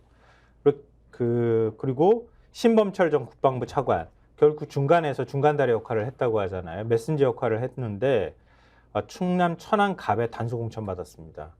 이건 뭐라고 얘기할 건지 모르겠고요. 그리고 마지막으로 얘기만 하고 오늘 시간 맞췄으면 좋겠는데요. 셀프 면제부 논란이 있었던 서천호 국가정보원 2차장. 예. 지금 특별 사면 받고 지금 경선 통과해서 경남 사천 남해 하동 후보로 공천장을 지금 받아서 지금 약속 사면 논란이 일었죠. 그리고 정용선 전 경기경찰청장. 이명박 정부 때 경찰 댓글 공작팀 운영한 혐의로 징역 6월에 집행유예 1년 선고받았는데요. 지난해 광복절 특사로 사면돼서 충남 당진에 단수 공천받았습니다. 이게 시스템 공천입니까? 민주당도 뭐 비판받을 여지가 많이 있죠. 예. 근데 시스템 공천이라고 얘기했던 한동훈 비대위원장이 이 부분에 대해서 뭐라고 얘기할지 모르겠어요. 그 시스템이 안 좋든지 고장이 났든지 뭐 그런 거 아니겠습니까? 시스템이 악질적이든지 이것도 그러니까 뭔가 죄를 졌거나 의혹이 있거나 논란이 있는 인물도 뭔가 빽이 있거나 뭔가 이 정권에서 아끼는 인물이면 그 국민의힘의 시스템 공천에서는 나름대로 뭔가 배려를 받고 공천을 받을 수가 있는 거예요. 그런데 빽이 없으면 예를 들면 제가 그분이 공천을 받아야 된다는 얘기가 아니라 김연아 전 의원 이런 사람들 있잖아요. 네. 이런 사람들의 경우에는 어쨌든 지금 뭐 피의자가 됐느니 마느니 뭐 이런 부분인데 수사가 대상이 되느니 마느니 하는 부분인데 저는 공천을 당연히 하지 말아야 되는 사람이라고 보거든요. 예. 그런데 만약에 대통령과 가까운 인물이고 대통령이 아끼는 인물이었으면 공천을 못 받았을까요? 이런 상황인데 아마 받았겠죠. 제가 얘기하는 거는 공천을 그 사람이 다시 한번 말씀드리지만 받았어야 된다가 아니다. 그 기준에 맞춰보면은 김연아 전 의원이 못 받은 거에 기준에 맞춰보면 이 사람들은 다 못 받았어야 되는 도대체 거예요. 무슨 지금. 기준이냐? 그렇죠. 예. 못 받았어야 되는 사람들이 예. 다 받았다라고 하면은 그게 왜겠느냐. 결국은 윤석열 대통령이 아끼는 사람들이라고 하면 또는 한동훈 비대위원장이 충분히 봐줄 수 있는 사람들이라고 하면은 이 시스템에서는 받을 수 있는 시스템인 거다. 대단한 시스템이죠, 그거는. 그러니까 지금 예. 한동훈 위원장이 뭐 이재명 대표 공격하는 거 좋아요. 뭐 여당 대표니까 자기 비호감 만드는 거야. 뭐 자기가 알아서 할 문제고. 이재명 대표도 역시 사실은 뭐 공격을 서로 하고 있는 상황이니까. 근데 이재명 대표뿐만 아니라 민주당이 이런 거에 대해서 제가 볼 때는 메시지를 내야 할 필요가 있는 거예요. 근데 홍익표 원내대표는 뭐 하고 있습니까? 지금 삐져가지고 지금 딴 데가 있는 것 같은데? 아니, 그럼 지금 한동훈 위원장만큼 지금 같이 공격할 만한 공격수가 없으면은 원내대표라도 나서서 지금 공격수 역할을 같이 해줘야 되는 거 아닌가? 수석 원내대변인은 뭐 하는지 모르겠어요. 맞습니다. 대변인의 목소리가 들리지 않는다. 이런 얘기들 나오고 있어요. 제대로 언론대 맨날 예. 언론 탓하지 말고 제대로 공격하는 역할을 하라는 거예요. 맞습니다. 그리고 저는 이 사건에서는 김민하 평론가 네. 씩 웃었는데 뭐 할 말이 있는 것 같아요. 예, 저는 말씀하세요. 언론 탓을 하지 말라는 말에 굉장히 동의하고 무슨 말만 나오면 예를 들면 최민희 전 의원이나 이런 분들이 민주당은 굉장히 칭찬받아야 되는 공천했다 이렇게 말씀하시면서 언론이 과하다 그러는데 그런 말씀하지 마시고 예. 국민의힘이 얼마나 지금 공천 엉망으로 했는지에 대해서 제대로 말씀하시면 된다. 그러면 당연히 언론도 그 얘기를 안 쓸 수가 없게 될 것이고 그다음에 특히 이재명 대표 어저께도 이제 지역에 가셔가지고 이제 말씀할 때 지지자들이 말씀하잖아요. 아, 한동훈 비대위원장 좀 비판해 주세요. 이렇게 얘기하는데 그 얘기하면 똑같은 사람 됩니다. 아, 제가 볼 그러니까. 때는 그 얘기도 맞아요. 그 얘기도 맞지만 그러니까 말싸움을 하라는 얘기가 아니라 말싸움하라는 얘기가 아니라 국민의힘이 비판할 대목이 있으면 정확하게 또 비판을 해야죠. 민주당은 그런 역할을 해야 되고 그걸 통해서 욕만 하라는 게 아니라 우리는 또 이 정도로 그거 비판할 정도로 우리는 이 정도로 대안적입니다. 또 스스로 증명하는 그걸 비판하면서도 할 수 있어야 되는 거거든요. 맞습니다. 예. 그래야 이 유권자들이 민주당은 그래도 대안적인 모습이 있어 신뢰를 회복할 거 아닙니까? 그런 걸 안 하면 안 된다. 그런 거 안 하면 이 구도가 계속 유지가 돼서 오히려 계속 지금 언론이 보도하는 어떤 양태처럼 유권자들이 인식하게 되는 그래서 민주당이 너무 못하니까 국민의힘이 그래도 좀 나아 보여 이렇게 생각하게 되는 그걸 벗어나야 될 거 맞아요. 아닙니까 민주당이 맞습니다. 벗어나려고 하는 거는 남 탓해서 되는 게 아니라 스스로 벗어나야 된다 그 말씀 드리는 거죠 그래서 맞습니다. 그러니까 요거를 딱 슈퍼물로 잘라가지고 민주당에 보내주었으면 좋겠어요. 그게 예. 아니라 이걸 보면서 구독 좋아요 김민아의 메시지. 알림 설정을 해라 네. 그러니까 민주당. 이재명 대표가 뭔 말만 하면은 피의자 신분인 사람이 말했다고 기승전 이재명으로 가잖아요. 그럼 이재명 대표가 그런 부담은 또 지고 있는 거잖아. 그걸 민주당이 알고 있으면 아까 홍익표 원내대표 삐졌다고 제가 표현했지만 지금 선거 앞두고 있는 상황이기 때문에 한가하지 않잖아요. 지금 당내 불만만 얘기할 때가 아니잖아. 그러니까 저쪽에서 막 공격을 해 들어오면 일단 막아주는 역할을 누군가 해야 될 거 아닙니까? 근데 민주당은 누가 막아주냐고. 진짜 무능력해. 막아줄 사람이 나와서 막아줘서 같이 공격해야 될 거 아니에요. 공격수가 없어. 이재명 대표만 자꾸 앞서서 내세울지 말고 다른 사람도 같이 협공을 해가지고 같이 메시지를 내야 되잖아요. 그 메시지를 중요하게 생각할 만큼의 비중 있는 인사가 나서서 같이 공격해주라는 거예요. 그렇게 해야 언론도 똑같이 다뤄줄 거 아닙니까? 그러니까 언론만 너무 비판하고 그건 어차피 구도가 만들어진 거잖아요. 그러니까 그거 탓하지 말고 자신들부터 제대로 하라는 얘기를 꼭 해주고 싶어요. 그게 민주당을 아끼고 있는 많은 지지자들 또 민주당 당원들이 요구하는 바일 거라고 저는 생각해요. 예, 오늘 두 분 말씀하신 걸 다 잘라서 쇼폼으로 한동훈식으로 틱톡으로 만들어가지고 민주당에 보내도록 하겠습니다. 민주당 어디에 보내는 거예요? 당사로. 막 아무데나 예. 보내. 저는 그리고 이 최상병 사건 관련해서 한마디만 덧붙이고 싶은 것은 수사가 좀 제대로 돼야 될 것 같습니다. 어떤 사안은 수사가 지나치게 엄중하게 되고 어떤 사안은 이렇게 피의자가 아무리 호주 대사로 임명을 받는다지만은 해외로 막 나가고 이러면 국민들이 어떻게 보시겠습니까? 수사가 좀 제대로 돼야 될 것 같습니다. 자, 오늘 여기까지 하겠습니다. 말씀 더 하실 거 없지요? 예, 지금까지 김성환 평론가, 김민아 평론가였습니다. 두 분 감사합니다. 매주 화요일은 여론조사를 바탕으로 정치권에서 쏟아지는 이슈에 대한 민심과 여론 추이를 훑어보는 시간이죠. 정치본색 심층토론 윤희용 오피니언 라이브 여론분석센터 센터장 김한 한결의 기자와 함께하죠. 두 분 어서 오세요. 네, 안녕하십니까. 안녕하세요. 네, 어서 오세요. 네. 우리 윤희용 센터장님은 네. 저희랑 전속계약 체결하셨다고요. 아니. 땜빵이 어제 있었어요. 아이고, 아닙니다. 여론조사가 중요한 때입니다. 네. 그러긴 그렇습니다. 아니, 일부에서 스콕스에서는 우리 김성환 평론가님이 평론위원장이시거든요. 아, 네. 2부에서는 윤희용 센터장님이 여론분석위원장을 하셔야 되겠는데요. 아닙니다. 예. 예전에 이제 이런 어떤 옛날에 여론조사 전문 기자라는 제도가 있던 때가 있었어요. 어떤 언론사들이. 예. 그래서 이제 대선이었다고 하는데 그래서 이제 어떤 사람이 그 대선 주자한테 이 사람이 이제 여론 전문 기자다라고 했더니만 그 대선 주자가 했던 유명한 말이 있어요. 네. 여론조사 담당하는 사람이 뭐가 중요해? 국민이 중요하지. 이렇게 이제 얘기를 했다는 얘기가 있습니다. 야. 맞는 얘기죠, 사실은. 전달자일 뿐이니까. 역시 겸손까지 제 얘기는 겸비하셔서. 아니고요. 예. 자, 어제 저희가 살펴본 갤럽 조사, 네. 대통령 직무수행 평가 한번 비교해 보면요.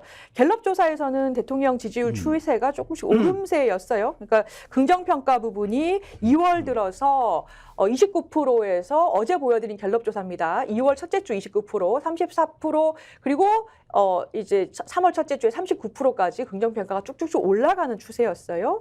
근데 리얼미터 여론조사를 봤더니요. 윤석열 대통령 국정수행평가 2월 5주차 주간 집계인데 소폭이지만 상승세가 꺾였습니다.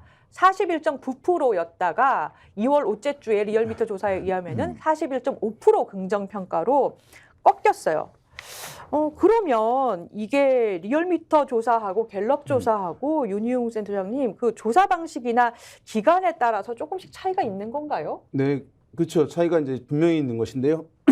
이게 지금 이제 보시는 이제 리얼미터 조사 결과에서는 수치가 좀 낮아졌잖아요. 네. 그래서 뭐 이것을 이제 하락이다라고 이제 단정해서 얘기할 수는 없어요. 왜냐하면은 전반적인 이제 흐름 봐야 되는 것이고 이제 리얼미터 조사 결과에는 자동응답 전화 시스템으로 조사를 주로 한 것이거든요. 예, 그러면은 많이 말씀드렸지만 그것은 매우 정치에 대해서 관심이 많은 분들이 응답을 하는 것이에요. 참여를 하게 됩니다. 네. 왜냐하면 이제 상호 커뮤니케이션을 하지 않고 들으면서 일방적으로 버튼을 누르게 되거든요. 그게 좀 지속 시간이 일반적으로 짧죠? 짧죠. 짧은데 이제 문제는 그것을 응답하는 분들은 지금 선거와 정치 뭐 이런 분야에 관심이 매우 높은 분들이 응답을 합니다. 사람이 우리가 하게 되면 이제 이렇잖아요. 착한 분들 같은 경우에는 관심이 없어도 사람이 하게 되면 빨리 끝내주세요. 응답 빨리 하게. 이제 미안하니까 이제 이렇게 하니까 그 분야에 관심이 좀 덜한 부분도 사람 면접원이 하는 조사에는 좀 참여를 하게 되는 측면이 있어요. 그래서 이제 중도나 무당층들 파악할 때는 이제 그런 사람 면접원이 하는 조사가 필요하겠죠. 정치 관여도가 떨어지는 분들도 봐야 되니까. 그러니까 무슨 얘기냐 하면 자동응답 전화 조사로 한 경우에는 관심도가 높은 분들이 참여를 많이 하니까 미리 좀 반영되는 측면들이 있죠.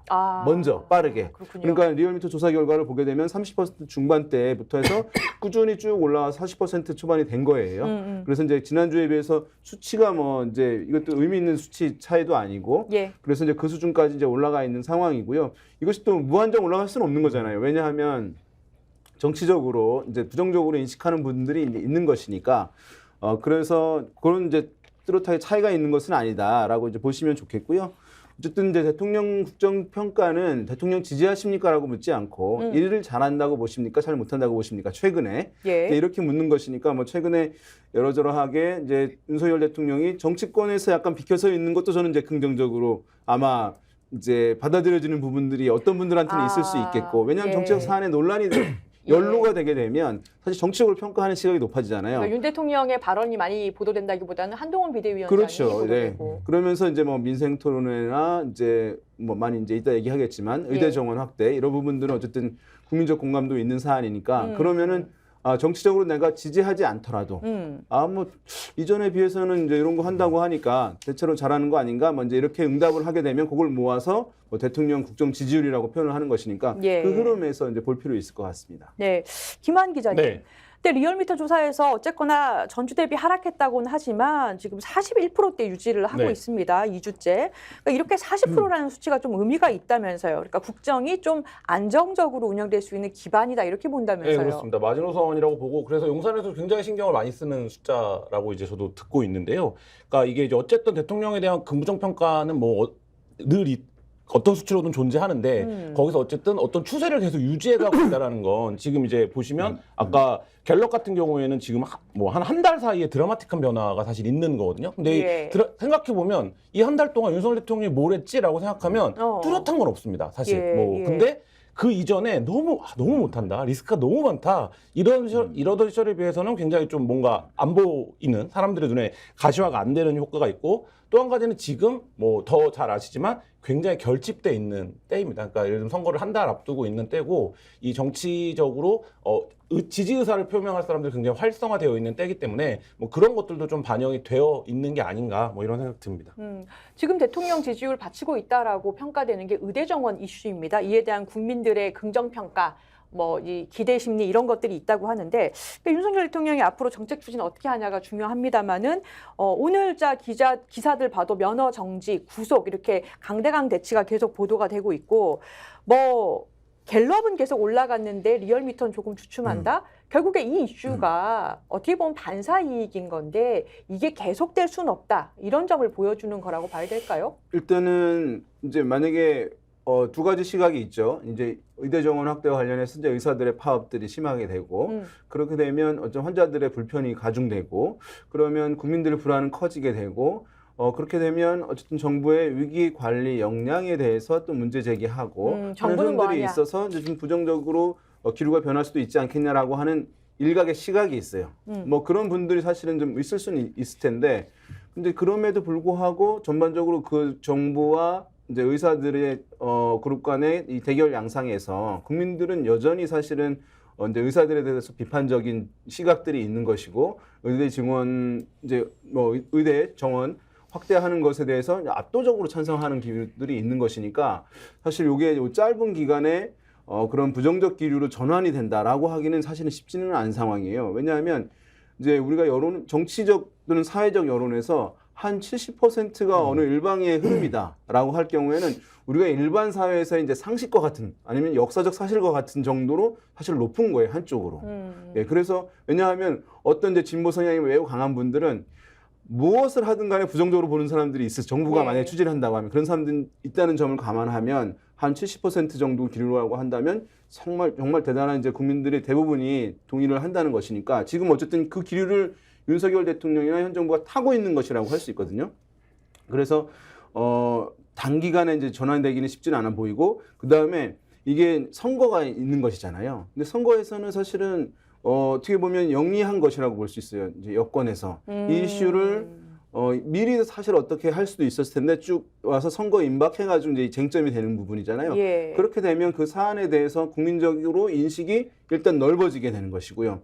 어쨌든 정부가 부정적 평가가 있을 때 그 사안을 덮을 수 있는 것이기 때문에 그런 면에서 이제 선거의 관점에서도 또 연결지어서도 생각해 보아야 할 부분이라고 생각됩니다. 아니 저는 이제 의사들 문제가 사실 의사 정원 늘려야 된다는데 찬성하는 사람입니다만은 너무 어떤 직역이건 그 자격증이라는 것이 있는데 거기서 2,000명을 갑자기 증원을 하겠다라고 하면은 어느 직역이건 반발이 있을 수밖에 없다. 그래서 어느 면에서 보면 지금 선거 앞두고 내몰리고 있다 이런 생각도 요새 좀 들더라고요. 네.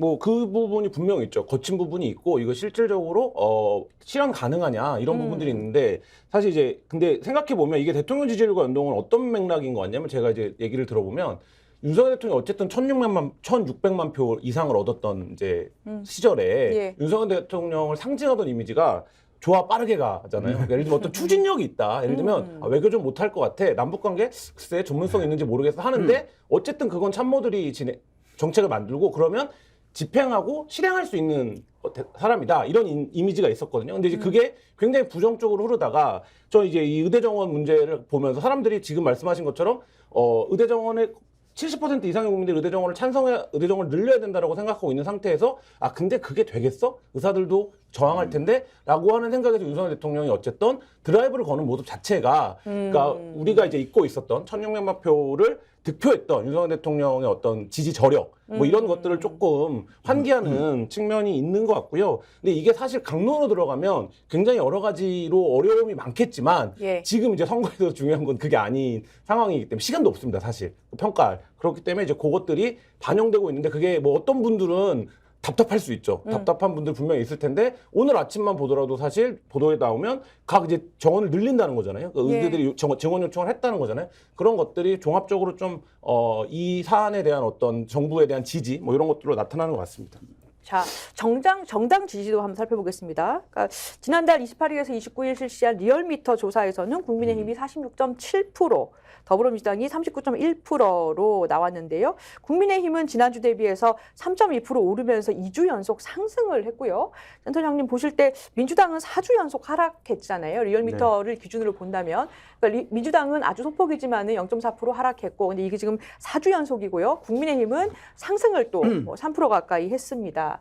이 상승과 하락의 배경은 뭐라고 보십니까? 일단은 이 자동응답 전화 방식으로 조사가 이제 이루어졌으니까 정치적 관심도 높다는 것은 어떤 정치적 성향이 강한 분들이 주로 이제 응답을 했다는 것을 볼 수 있어요.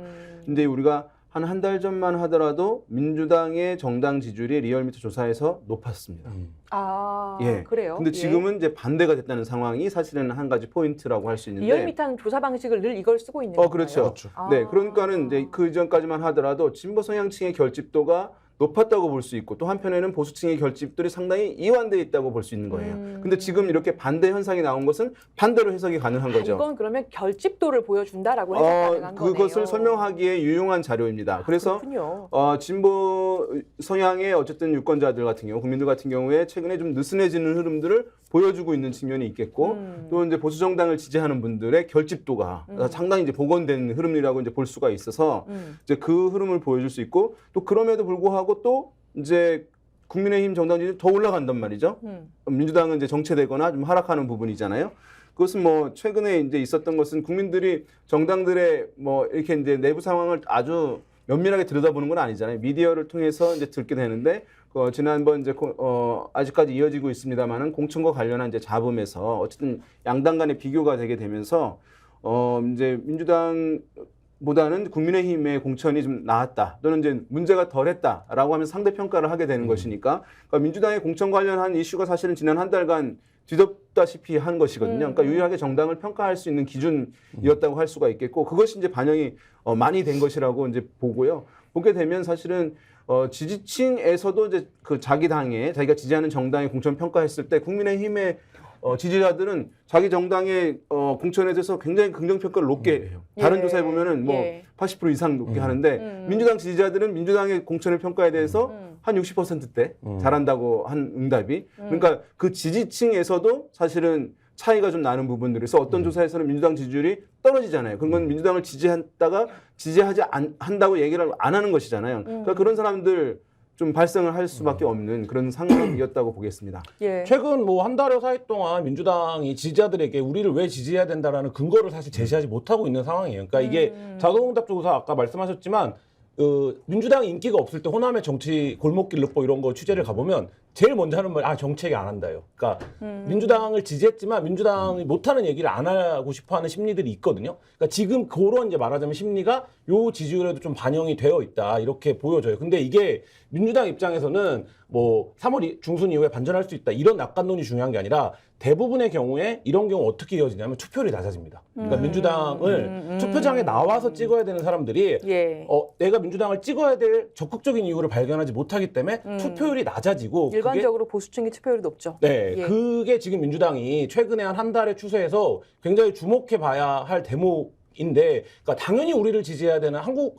사람들이 우리를 지지해야 되는 사람들이 투표장에 나오지 않을 경우, 그러니까 저희가 이제 스윙보터라는 말을 많이 쓰는데 정치 얘기하면서 한국의 스윙보터에서 민주당을 찍었다가 다음에 국민의힘 찍었다 이 비율보다는 투표를 했다가 안 했다가 하는 사람들이 많습니다. 그러니까 예를 들면 그러니까 범주로 따지면 민주당을 지지하는 범주 안에 들어가는데 적극적으로 투표하느냐 안 하느냐 이 차이가 있거든요. 근데 사실 거기서 굉장히 좀 지금 적색 신호가 들어온 상황이다 이렇게 보셔야 될 것 같습니다. 김한 기자님께서 매우 이제 중요한 부분 말씀해 주셨어요. 지금까지는 이제 투표율 얘기는 선거가 이제 한 달 정도 남게 되면 그때 막 활성화돼서 얘기를 합니다. 예. 그 전까지는 잘 이제 얘기를 하지 않아요. 왜냐하면 이제 그 경쟁력, 양당의 경쟁력, 후보들의 경쟁력 주로 이제 얘기를 하게 되는 것이거든요.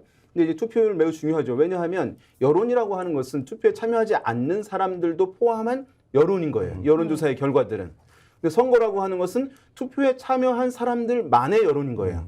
그 사실은 투표를 하냐 마냐. 그래서 이제 우리가 조사에서도 보시게 되면 반드시 투표하겠다고 하는 이른바 적극 투표 의향층에서는 어떻다 이런 보도를 보신 적이 있을 거예요. 그 여론이 이제 중요한 거죠. 투표한 사람들만의 여론을 가지고 선거 결과가 나오는 것이니까. 자, 그런데 이제 보면 보수 정당을 지지하는 분들의 특성과 진보 정당을 지지하는 특성의 차이가 있어요. 투표 행태에. 보수 정당을 지지하는 분들은 이 정당이 이번에 질 것 같아 라고 하더라도 투표에 불참하는 비율이 현저히 떨어집니다.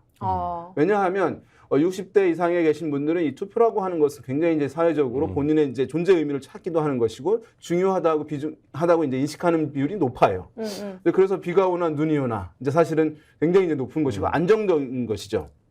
그런데 진보 성향층은 그렇지 않아요.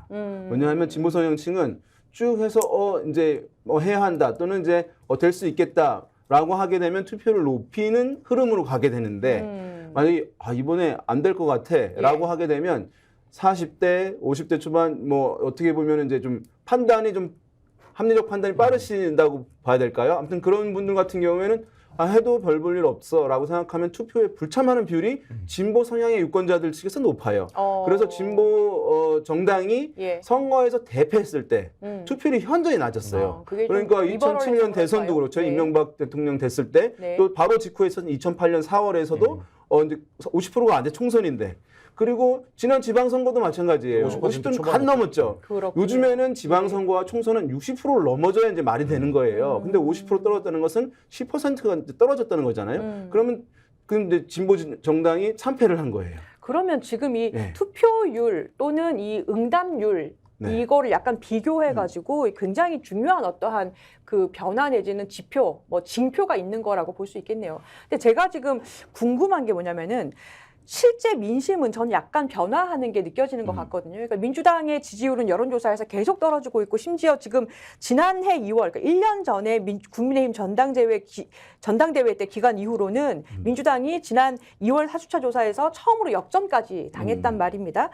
그래서 지금 민주당의 지지율이 굉장히 계속 하락세를 보이고 있는데 근데 저는 일반적인 그냥 바닥 민심에서 볼 때는 민주당의 공천에 대해서 이거는 파열음이나 뭐 파동이라기보다는 잘 못하는 사람이 떨어지고 일할 사람이 공천 받는 거 아니냐 이렇게 어느 정도 분석이나 반응이 바뀌고 있다라는 것도 느껴져요. 근데 여론조사는 계속해서 떨어진단 말입니다. 그게 실제가 어떠냐도 굉장히 중요하죠. 근데 여론은 인식을 어떻게 하고 있느냐 굉장히 중요한 인식을 문제. 어떻게 하고 있느냐. 네, 지금 민주당의 공천 문제가 뭐 저는 그 국민의힘이 공천을 잘하고 있다고 생각하지 않는데 국민들이 보기에는 민주당 뭔가 공천 문제가 있어. 근데 저 공천이 예를 들면 그 이재명 대표를 중심으로 한 어떤 체제를 만들기 위한 거래. 요런 어떤 요소들이 갖춰지고 그 요소를 뒷받침하는 사건들이 계속 발생을 해왔다라는 거예요. 근데 국민의힘은 굉장히 어떻게 보면 내리꽂히고 있고 공천이 부적절한 사람들이 공천이 되고 있지만 룰만 보면 경선을 해서 다 어쨌든 정리가 되고 있는 거야. 뭐 이래서 최근에 공천에 대한 거를 보면 공정하다 공정하지 않다가 민주당과 국민의힘 굉장히 차이가 많이 납니다. 그러니까 이게 이 인식의 차이가 결국 반영이 되고 있다는 거고 이게 그래서 지난주에도 말씀드렸던 것 같은데 빨리 정리를 했어야 되는데 사실 정리가 안 된 측면이 있죠. 근데 다만 민주당 입장에서는 뭐 임종석 그 전 비서실장을 어떻게 할 거냐, 이게 굉장히 중요한 관건이었는데 그 부분이 일단 일단락이 됐습니다. 그래서 그거를 바탕으로 해서 이제 요 문제를 일단락 짓고 다음 단계로 나갈 수 있느냐, 요 다음 그래서 우리가 어떤 정당이고 왜 우리한테 투표를 해야 되고 왜 우리를 지지해야 되는가를 인식시킬 수 있느냐, 요 이제 시간인데 이 시간이 다들 아시는 얘기지만 4월 10일까지 정해져 있는 시한입니다. 그러니까 시간이 이렇게 많지는 않은 것 같습니다. 않죠. 이 보면은 말씀하신 대로 주변의 이제 흐름들 뭐 이제 밑바닥 여론이라고 주변 여론이라고 이제 할 수 있을 텐데 다르다라고 생각하시는 이제 분들도 이제 많이 있을 수 있고 한데 이제 제가 이제 여론을 처음 이제 배울 때 이제 저희 사수 분이 이제 이런 네. 말씀을 하시더라고요. 1987년 대선이 있었는데 이제 그때 뭐 3김이 다 나왔죠. 노태우 후보가 당선이 됐잖아요. 예. 자기 주변에 자기는 진보도 아니고 보수도 아닌데 노태우 후보를 지지한다고 하는 사람을 단 한 명도 찾을 수 없었다는 거예요. 그 기간 동안.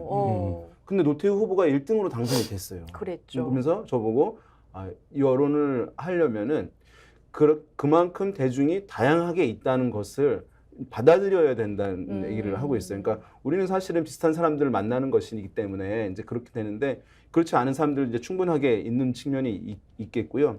지금 이제 김한 기자님 말씀하신 대로 민주당이 이제 관건이 이제 이거죠. 지금 포인트는 그러면 지금 양당의 격차가 이렇게 나고 있는 상황인데 선거일은 다가오고 있고 그러면 민주당은 떨어진 부분들을 이제 올릴 수 있고 다시 뭐 경쟁 구도를 만들 수 있느냐 또는 역전할 수 있느냐 이제 이런 이제 질문들 궁금한 사항들이 있을 텐데요.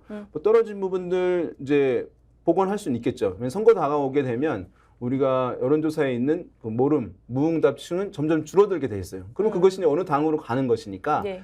이제 주요한 정당의 지지율이 이제 올라가게 돼 있거든요. 그래서 일정 부분 복원을 하긴 할 텐데 이것이 이제 완전히 월등한 우위 이전처럼 갈 수 있을지는 사실은 좀 두고 봐야 되는 상황이에요. 왜냐하면 정당 지지율은 아주 초단기적으로 변하는 지표가 아니거든요. 대통령 국정 지지율 아까 보셨지만 예. 빠른 시기에 막 오르잖아요. 그거는 정치적 지지 여부를 떠나서 잘하냐 못하냐라고 묻는 것이기 때문에 잘하는 것을 보여주면 오르는 거고 못하는 걸 보여주면 떨어지게 되는 거였어요. 그래서 경제학에서 우리가 가격을 변동하면 뭐 이제 구매량이 차이가 나잖아요. 탄력도라고 하잖아요. 정치에도 그런 게 있는 것인데 정당 지지율은 그 탄력도가 낮은 편이에요. 그러니까 사실은 올리려면 더 이제 노력을 해야 되는 부분들이 있는데 이 공천과 관련한 잡음을 이제 매듭을 이제 지었다. 이제 이렇게 되는데 그런데 이제 보면은 제가 봤을 때는 이제 비례위성 정당, 통합형 비례위성 정당에서의 또 2라운드가 기다리고 있을 것 같은 느낌이에요. 왜냐하면 이제 국민의힘의 위성 정당은 뭐 굳이 표현하면 단독형 비례위성 정당이에요. 예. 민주당은 통합형 또는 연합형 비례위성 정당이에요. 예. 단독형이라고 하면 내부에서 조용히 이것을 꾸려나갈 수 있는 그렇죠. 거예요. 국민의힘은 근데 공천도 자기들이 하겠다고 했는데 연합형이라고 하면 다른 정당에 있는 예. 다른 세력에 있는 사람들은 이제 순번 싸움을 해야 되는 거잖아요. 맞아요. 그러면 예. 그 사람이 적절하냐 또는 앞으로 가는 게 맞냐라고 하는 그 논란이 더 있을 수밖에 없는 그런 상황이어서 그것까지 이제 과연 민주당에서 어떻게 매끄럽게 할 수 있느냐 하나의 이제 과제가 또 남아있지 지금 않나 두 분이 생각합니다. 아마 같은 얘기를 해주시는 것 같습니다. 그러니까 민주당이 지금 빨리 해야 될 과제가 여러 개가 있다라는 말씀 해주신 것 같고요. 아까 임종석 전 실장 얘기가 나왔는데 당 잔류를 전격 결정했습니다. 그러니까 그날 아침에 속보 난 걸 보고 페이스북을 찾아봤더니 한 줄 이렇게 쓰셨더라고요. 당의 결정을 수용합니다. 그러니까 비명계 의원들이 민주당에서 각자 도생하는 모양새인데요. 이게 오늘 그 신문들 평가를 보면은 전략적 후퇴이고 뭐 이제 당권을 노린다. 이런 당에서의 역할을 노린다. 뭐 당을 지키고 구심점 역할을 차기 전당대회까지 하겠다. 이런 전망들을 많이 내놨어요. 이렇게 보십니까?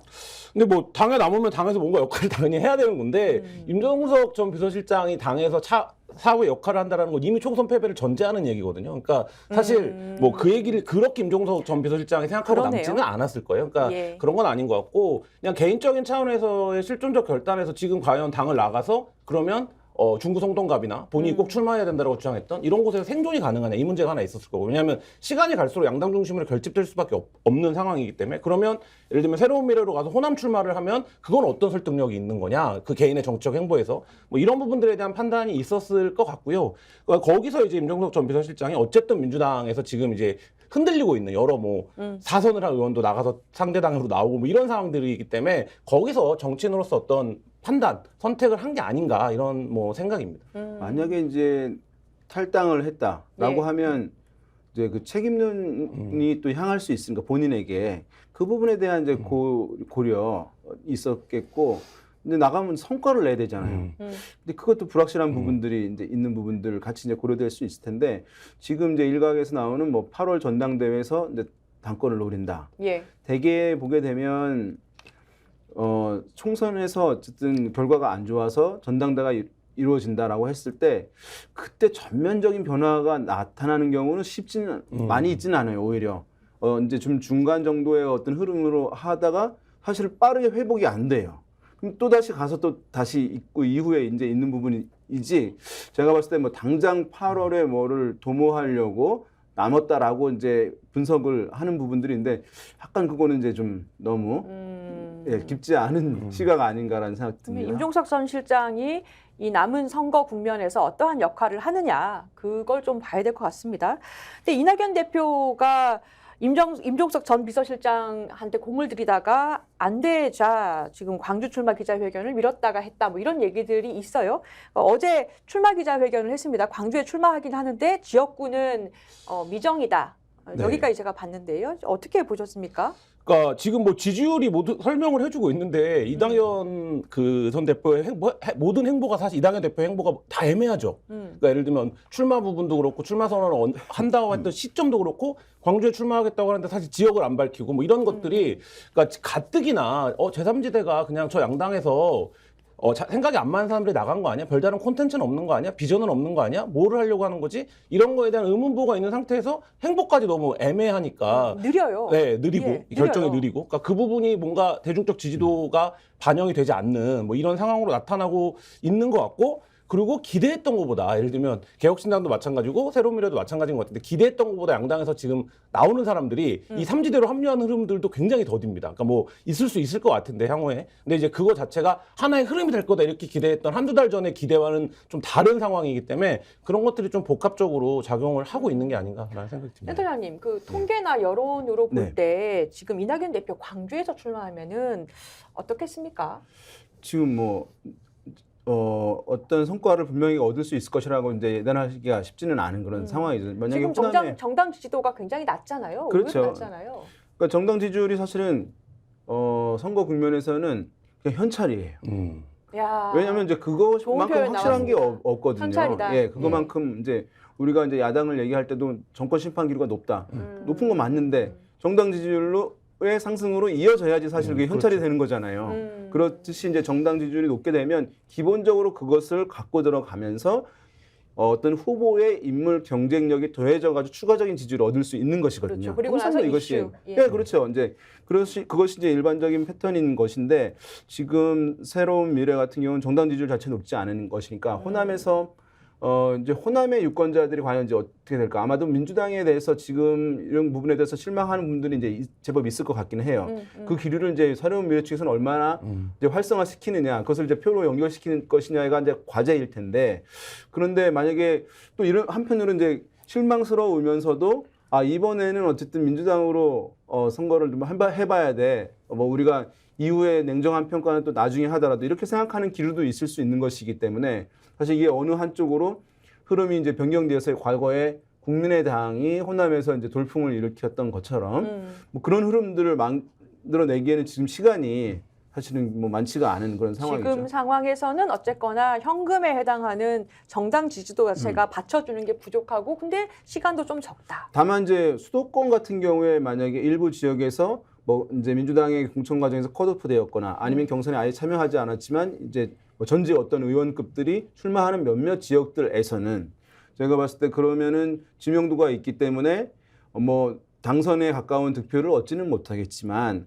이제 5% 또는 뭐 약간 5% 그 이상 정도의 득표율을 얻을 가능성은 있거든 지역에서. 예. 그러면 그 경우에는 민주당이 아마 타격을 뭐 준다고 보는 게 맞겠습니다. 그러니까 만약에 지금 뭐 인천 지역에 있는 뭐 홍영표 뭐 이런 분들 같은 경우에 이제 새로운 미래에 당장 합류하지 않을 수는 있을지 모르겠는데 뭔가 이제 연대 비슷한 걸 하려고 하긴 할 텐데 만약에 나오게 되면 사실은 이제 그런 민주당에 이제 타격을 주는 그러겠죠. 부정적인 영향을 주는 요인으로 작용할 가능성은 이제 있다고 봐야 된다. 몇몇 지역에서는. 근데 어쨌든 예. 이낙연 대표가 호남을 간다는 거는 사실 호남에 이낙연 대표가 가면 1대1 구도가 되는 거잖아요. 근데 민주당 후보와 본인 자기의 이제 대결이 되는 건데 맞습니다. 근데 이게 서울이나 수도권에서 상징적 있는 데 가면 어떻게 하더라도 1대1 구도를 못 만들어냅니다. 그러니까 3자 구도 안에 갇히게 맞아요. 되거든요. 예. 그럼 지금 말씀하신 것처럼 지지율이 낮은 정당에서 이낙연 대표가 이제 민주당의 사람이 아니라는 거를 전제로 해서 뛴다라고 하면 3자 구도에서는 승산이 없으니까 대표가 1대1 구도로 간 거 아니냐, 1대1 구도를 그나마 만들 수 있는 호남에 출마하는 게 아니냐라고 보면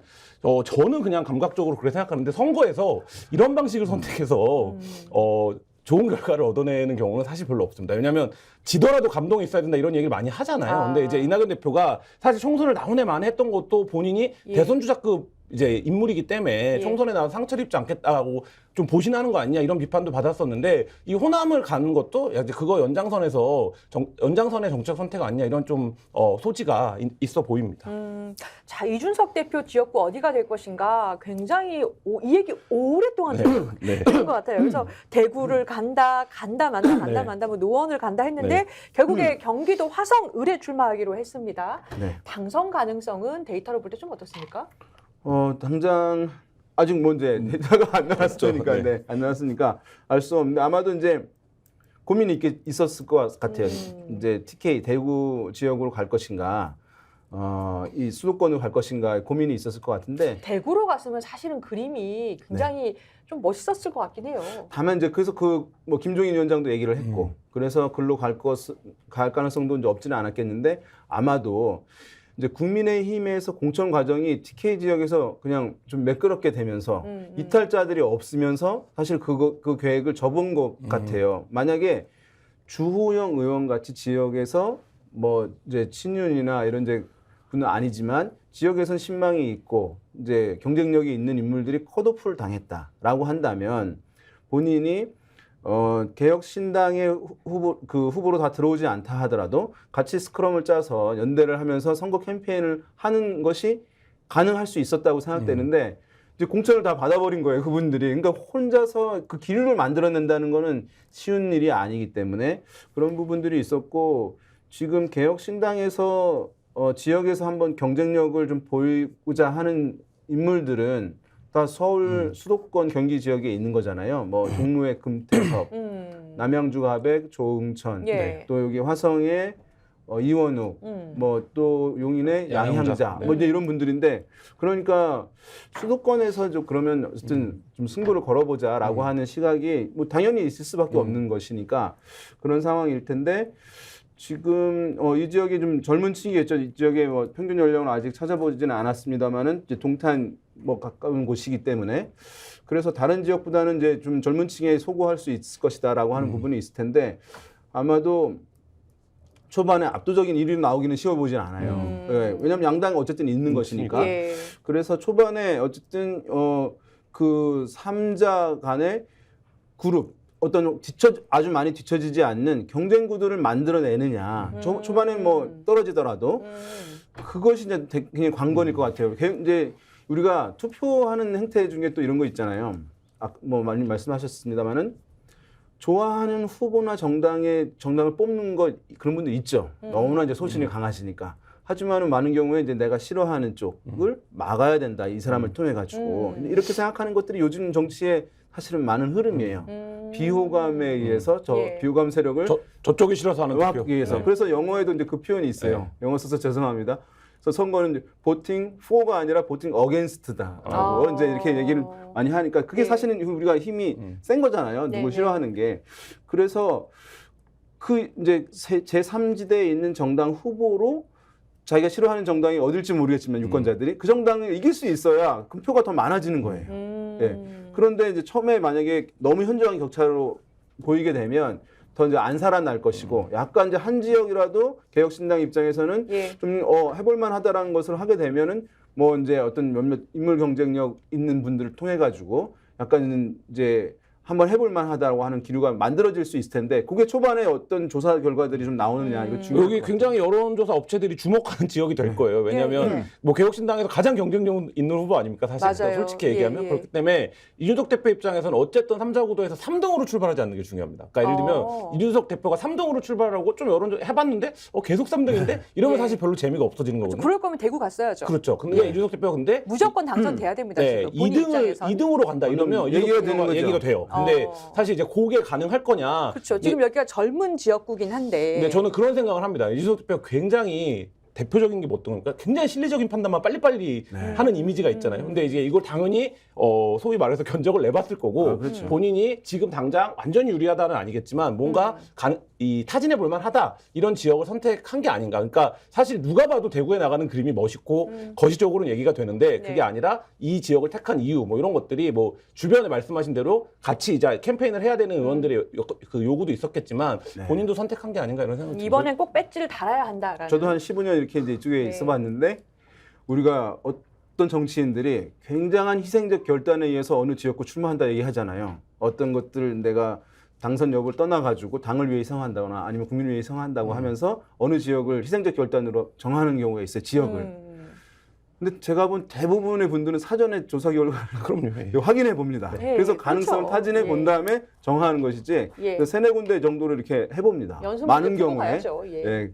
그래서 뭐 그걸 또 나쁘다고 할 수는 없겠고 어쨌든 뭐 예, 그렇습니다. 예, 오늘 좋은 말씀 많이 들은 것 같습니다. 특히 오늘 현금론 좋았던 것 같습니다. 네, 지금까지 윤희용 센터장 그리고 김한 한겨레 기자와 이야기 나눴습니다. 잠시 광고 보시고요. 3부에서는 심층 인터뷰 김남근 변호사와 대담 이어가죠. 예, 3부입니다. 40 총선 상황 민주당 후보로 뛰고 있는 분과 대담 이어가죠. 민주당 영입인재 10호인 김남근 변호사 모셨습니다. 안녕하세요. 네, 안녕하십니까? 예, 변호사님. 을들을 위한 변호사, 또 민생 분야 시민운동 선구자로 소개가 되고 있으시고요. 그리고 민생운동을 시민운동하는 후배 변호사들이 존경하는 인물로 그래요? 예, 네, 다수 꼽고 고맙습니다. 있고요. 네. 또 저도 이제 그 중에 한 명이기 때문에 이렇게 인터뷰로 모셔서 네. 굉장히 영광입니다. 네, 저도 영광입니다. 예. 예, 변호사님 우선 스픽스 첫 출연이시잖아요. 저희 네. 스픽스 시청자 여러분들께 인사 한마디 부탁드립니다. 네, 안녕하십니까? 민주당 영입인재 10호로 우리 사회 불평등과 불공정 문제를 뛰어넘는 평등한 세상을 만들기 위해서 정치에 뛰어든 민생경제 전문가 김남근 변호사입니다. 네, 환영합니다. 변호사님, 제가 사실은 지금 변호사 한 지 한 19년 정도 이제 됐습니다만은 6년 차인가요부터 변호사님 뵀는데 제가 아는 김남근 변호사는 시민운동 하시는 분들, 민생운동 하시는 분들은 모르는 사람이 없고 변호사님 학생운동 하시다가 노동 현장에 뛰어드셨다가 이제 민생운동 고시 공부를 해서 변호사가 됐고 그 뒤에 민생운동 현장을 누비면서 여러 곳에 계셨는데요. 민주당에 입당을 하셨습니다. 직업 정치인으로 진로를 수정하신 게 어떤 계기가 있으셨을까요? 제가 이제 뭐 시민운동을 하면서 했던 것들이 주로 경제적 약자들을 보호하기 위한 이제 입법운동을 하는 거였습니다. 뭐 예를 들면은 IMF 직후만 하더라도 회사에서 퇴직금 받아가지고 자영업자가 됐는데 뭐 몇 억을 투자했는데 그 1년, 2년 만에 상가에서 쫓겨나가지고 이제 파산하시는 분들도 많았고요. 그래서 그때 저희가 이제 입법운동을 해서 만든 게 상가임대차 보호법인데 지금은 상가에서 그렇게 뭐 쫓겨나고 그런 사람들 별로 없잖아요. 그죠? 또 고리사채가 그때는 막 60%, 100% 뭐 이런 고리사채가 횡행을 했었고 뭐 신체 포기각설이라는 뭐 그런 맞아요. 그럴 험악한 때가 그런 있었습니다. 것도 있었고 했는데 예. 저희가 이제 뭐 이자 제한법, 뭐 지금 대부업법 24%까지인가요? 20%까지 이제 20% 내려갔죠. 까지요? 예. 그래서 세계 이제 보편적인 그 맞아요. 고리사채의 예전에는 상황까지 100%막 있었어요. 예, 예. 내려왔는데 뭐 이제 그러면서 이제 그런 것도 많이 없어지게 됐고 또 옛날에 남양유업 사태라고 그래가지고 이제 그 대기업 본사들이 대리점, 뭐 가맹점주들의 각종 갑질하고 불공정 폭언을 하는 녹음이 공개가 됐었죠. 예. 그래서 그때를 계기로 해서 이제 가맹점, 대리점도 보호하는 그런 입법도 했었는데요. 그런 걸 하다 보니까 이제 뭐 그런 중소상인들, 자영업자, 중소기업들이 이제 뭐 저한테 좀 직업 정치로 뛰어들어가지고 본격적으로 그런 입법 활동 그런 걸 해줬으면 좋겠다는 요구도 있었고요. 또 민주당 내에서 이제 밖에서 이렇게 아무래도 이제 하다 보니까 이제 그쪽 분들의 입장에서 이제 지적질이 될 수 있는 거죠. 왜 이런 입법을 안 하느냐, 왜 네. 이런 정책을 안 하느냐 하는데 그렇게 하는 것보다는 직접 들어와 가지고 한번 같이 입법 운동을 해보자. 그리고 또 사실 이제 입법 운동이 민주당 내에 있는 좀 여러분들에게 이렇게 좀 공감을 얻어가지고 설득이 돼야 되는데 밖에서 민주당 의원들을 이제 설득해가지고 그런 입법 운동을 한다는 게 좀 한계도 느껴져서 이번엔 한번 좀 직접 뛰어들어서 한번 그런 시민운동에서의 연장선에서 한번 그런 공익 입법 운동을 해보자 뭐 예. 그런 취지였습니다. 지금 사실은 본인이 하셨던 활동을 쭉 소개해 주신 것과 같습니다. 그러니까 뭐 분양가 상한제 도입하셨고 2001년에 상가임대차 보호법 제정 운동하셨고요. 그리고 2009년, 7년에는 이자 제한법 또 이제 통과시키는데 일조하셨고요. 그런데 사실 김남근 변호사 하면 가장 널리 알려진 게 2021년에 사회적 공분을 자아냈던 LH 한국토지공사 직원들이 투기했을 때 그때 그 의혹을 폭로하셨잖아요. 그걸로 기사 검색이 제일 많이 되는데 결국에는 뭐 공직자 이해충돌 방지법도 또 입법을 하는 등 성과가 있었습니다. 당시 상황이 좀 어땠습니까? 뭐 당시에 이제 부동산 버블이 아주 심각할 때였습니다. 그래서 집이 없는 무주택자들이 이제 문재인 정부의 어떤 그 부동산 버블을 제대로 제어하지 못하는 것에 대한 이제 분노가 한참 심할 때였는데요. 그런 상황이라면 이제 공직자들은 스스로가 자중을 하고 뭐 부동산 투기나 이런 데서 이제 거리를 두고 청렴한 태도를 보여야 되는데 저희가 이제 제보를 받았는데 그 LH 직원이 그 개발이 예상되는 그런 지역의 땅을 사가지고 거기다가 이제 나무를 심어놓고 농지인데 농사는 안 지면서 한다는 제보를 받았어요. 그러니까 내부 정보 활용 악용해가지고 공사 직원들이 부동산 투기했던 거잖아요. 저희는 이제 그렇게 판단을 이제 했던 거고, 근데 뭐 하나만 가지고는 한 필지만 가지고는 안 되잖아요. 그래서 이제 저희 뭐 민변 변호사들이나 참여연대 간사들이 이제 주변 토지들을 다 확인을 한 거죠. 그때 제가 듣기로는 회의실 하나 빌려놓고는 등기부등본 쫙 해가지고 몇 날 며칠 거의 합숙하면서 그렇죠. 다 검토했다고. 계속 분석을 하면서 그거와 이제 LH 직원들 명단을 이제 이렇게 그 LH 홈페이지에서 확인을 해가지고 대조를 한 거죠. 그랬더니 한 명만이 아니라 여러 명이 하고 있구나.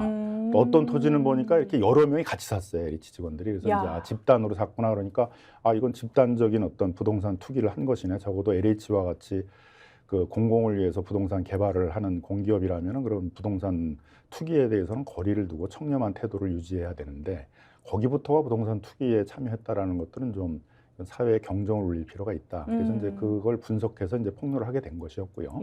그걸 계기로 해서 국회에서 뭐 8년 동안 논의만 되고 통과되지 않았던 이제 공직자 이해충돌 방지법 같은 것도 통과가 되고, 그다음에 이제 LH 직원만이 아니라 그다음에 이제 그 행정 관료들, 국회의원들까지 해서 이 부동산 투기에 대해서는 특히 이제 농사도 짓지 않으면서 농지에 투기하는 것들에 대해서는 좀 근절해야 된다라는 사회적 분위기가 만들었다고 생각합니다. 당시에 그 LH 직원 땅 투기 의혹 폭로 성과가 혁혁하게 있었습니다. 그런데요, 당시에 김 변호사님께서 뭐 기본주택이라든지 아니면 기본화폐 뭐 이런 정책들의 입장을 같이 하셨는데 그게 이재명 대표가 이제 후보 시절에 했던 정책 브랜드였기 때문에 사실은 지금 기사 검색하면 하나가 LH 투기 폭로자 그리고 또 하나 친명이다. 친명인 한편 친명으로 분류되는 김남근 변호사는 뭐 이런 식의 기사들이 최근에 이제 다수 있습니다. 민주당 입당 제의도 뭐 이 대표가 하신 겁니까? 그리고 본인이 친명으로 분류되는 거에 대해서는 어떤 입장이세요? 뭐 이제 그 기본화폐가 이제 지역화폐인데요. 이제 지역화폐라는 것들은 그 지역에서 소비를 할 때 대형마트나 이런 데 가서 소비를 하게 되면 그 지역으로 그 경제적 효과가 귀속되는 게 아니라 서울 본사로 다 가버리잖아요. 그래서 지역에 있는 이제 상인들이나 지역에 있는 이 골목 상권의 그 경제적 효과가 귀속되도록 하자 그래서 만든 게 이제 지역화폐고, 그거는 이제 성남시가 처음 만든 것도 아니고 뭐 예를 들면 부산도 하고 있고 뭐 서울의 박원순 시장도 했었고. 이재명 정책 브랜드가 아니다.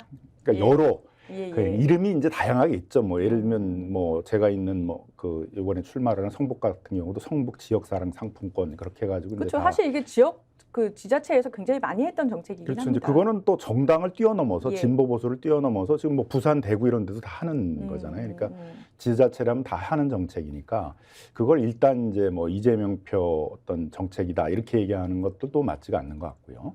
그다음에 이제 기본주택 문제는 저희 시민단체 입장에서는 공공임대를 취약계층만 들어가는 게 아니고 취약계층과 중산층이 같이 섞여서 혼합하는 소셜 믹스형의 이제 공공임대를 해야 된다는 입장인데 그 당시에 이제 경기도지사인 이재명 도지사가 이제 그런 소셜 믹스형의 공공임대로서의 기본주택들을 제안을 했기 때문에 그 입장을 같이 하셨군요. 그걸 한 거죠. 그래서 시민운동을 가지고 이제 뭐 그걸 정치하고 연결시켜 가지고 그때 시민운동이 했던 내용이 뭐 친명이다 뭐 이런 거는 좀 상당히 이렇게 정치적으로 이렇게 좀 조립을 한 그런 이제 얘기이지 그건 아니라고 생각이 들고요. 민주당 영입인재 같은 경우도 다 개혁 과제를 다 떠안고 온 거거든요. 뭐 예를 들면 제 앞에 있는 영입인재 9번의 공용훈 현대자동차 사장은 이제 소위 혁신성장 뭐 이런 것들을 이제 담당한다고 들어와 있는 거고 기후 위기를 대표하시는 분들도 있고 또 R&D 예산이 삭감돼서 연구자들이 많이 떠나니까 그 연구자들 과학기술계를 대표해서 들어오신 뭐 황정화 박사 같은 분들도 있고. 그래서 이렇게 이제 각 분야에 있어서 개혁 과제를 추진하자라고 그래서 들어왔는데 영입인자들을 그 이재명 대표 시절에 영입이 됐다고 그래서 그걸 친명이다 이렇게 얘기하는 건 좀 맞지는 않는 것 같아요. 그러면 문재인 대통령 때 영입되신 분들은 다 친문이냐? 그거 아니잖아요. 다 개혁 과제를 이제 떠맡아서 온 거고. 저 같은 경우는 이제 영입 인재들이 민주당이 국민 추천 방식으로 했어요. 그래서 예. 이제 여러 군데에서 추천을 이제 한 사람들이 이제 영입 대상이 된 건데, 저 같은 경우는 이제 중소상인들이라든가 이제 이런 데에서 활동을 많이 했기 때문에 그런 단체들의 추천도 있었고, 또 저희 시민단체들이 이런 경제적 약자를 보호하기 위한 운동을 할 때 같이 했던 이제 민주당 내 조직이 을지로위원회라고 있어요. 예, 있죠. 예, 그래서 주로 현장에서의 비정규직 문제라든가 중소상인 문제라든가 이런 거를 같이 해결하는 이제 그런 국회의원들의 이제 그 당 조직인데요. 그러니까 그 을이 갑을 관계에서 을지로위원회를 그렇죠. 딴 그렇죠. 거죠. 을을 지원하는 이제 예. 그 국회의원들의 모임이라고 보시면 되겠는데요. 그래서 그 조직에 있는 국회의원들이 이제 추천을 한 거죠. 지금 위원장이 누구예요? 지금은 이제 박주민 박주민 의원이었고요. 의원이군요. 뭐 예. 초대는 이제 뭐 우원식 의원이고 예, 이런 분들인데, 예. 그래서 이제 그런 쪽에서 추천을 해서 이제 들어온 거고, 이 영입 인재들을 뭐 당 대표가 이렇게 한 게 아니라 그런 추천을 해온 사람을 인재위원회에서 이제 심사를 해가지고 이제 영입을 하게 된 것이죠. 자, 김남근 변호사 하면 상인들의 변호사, 그리고 불공정 기업이 제일 싫어하는 재벌 저격수, 뭐 이런 평가들이 있어요.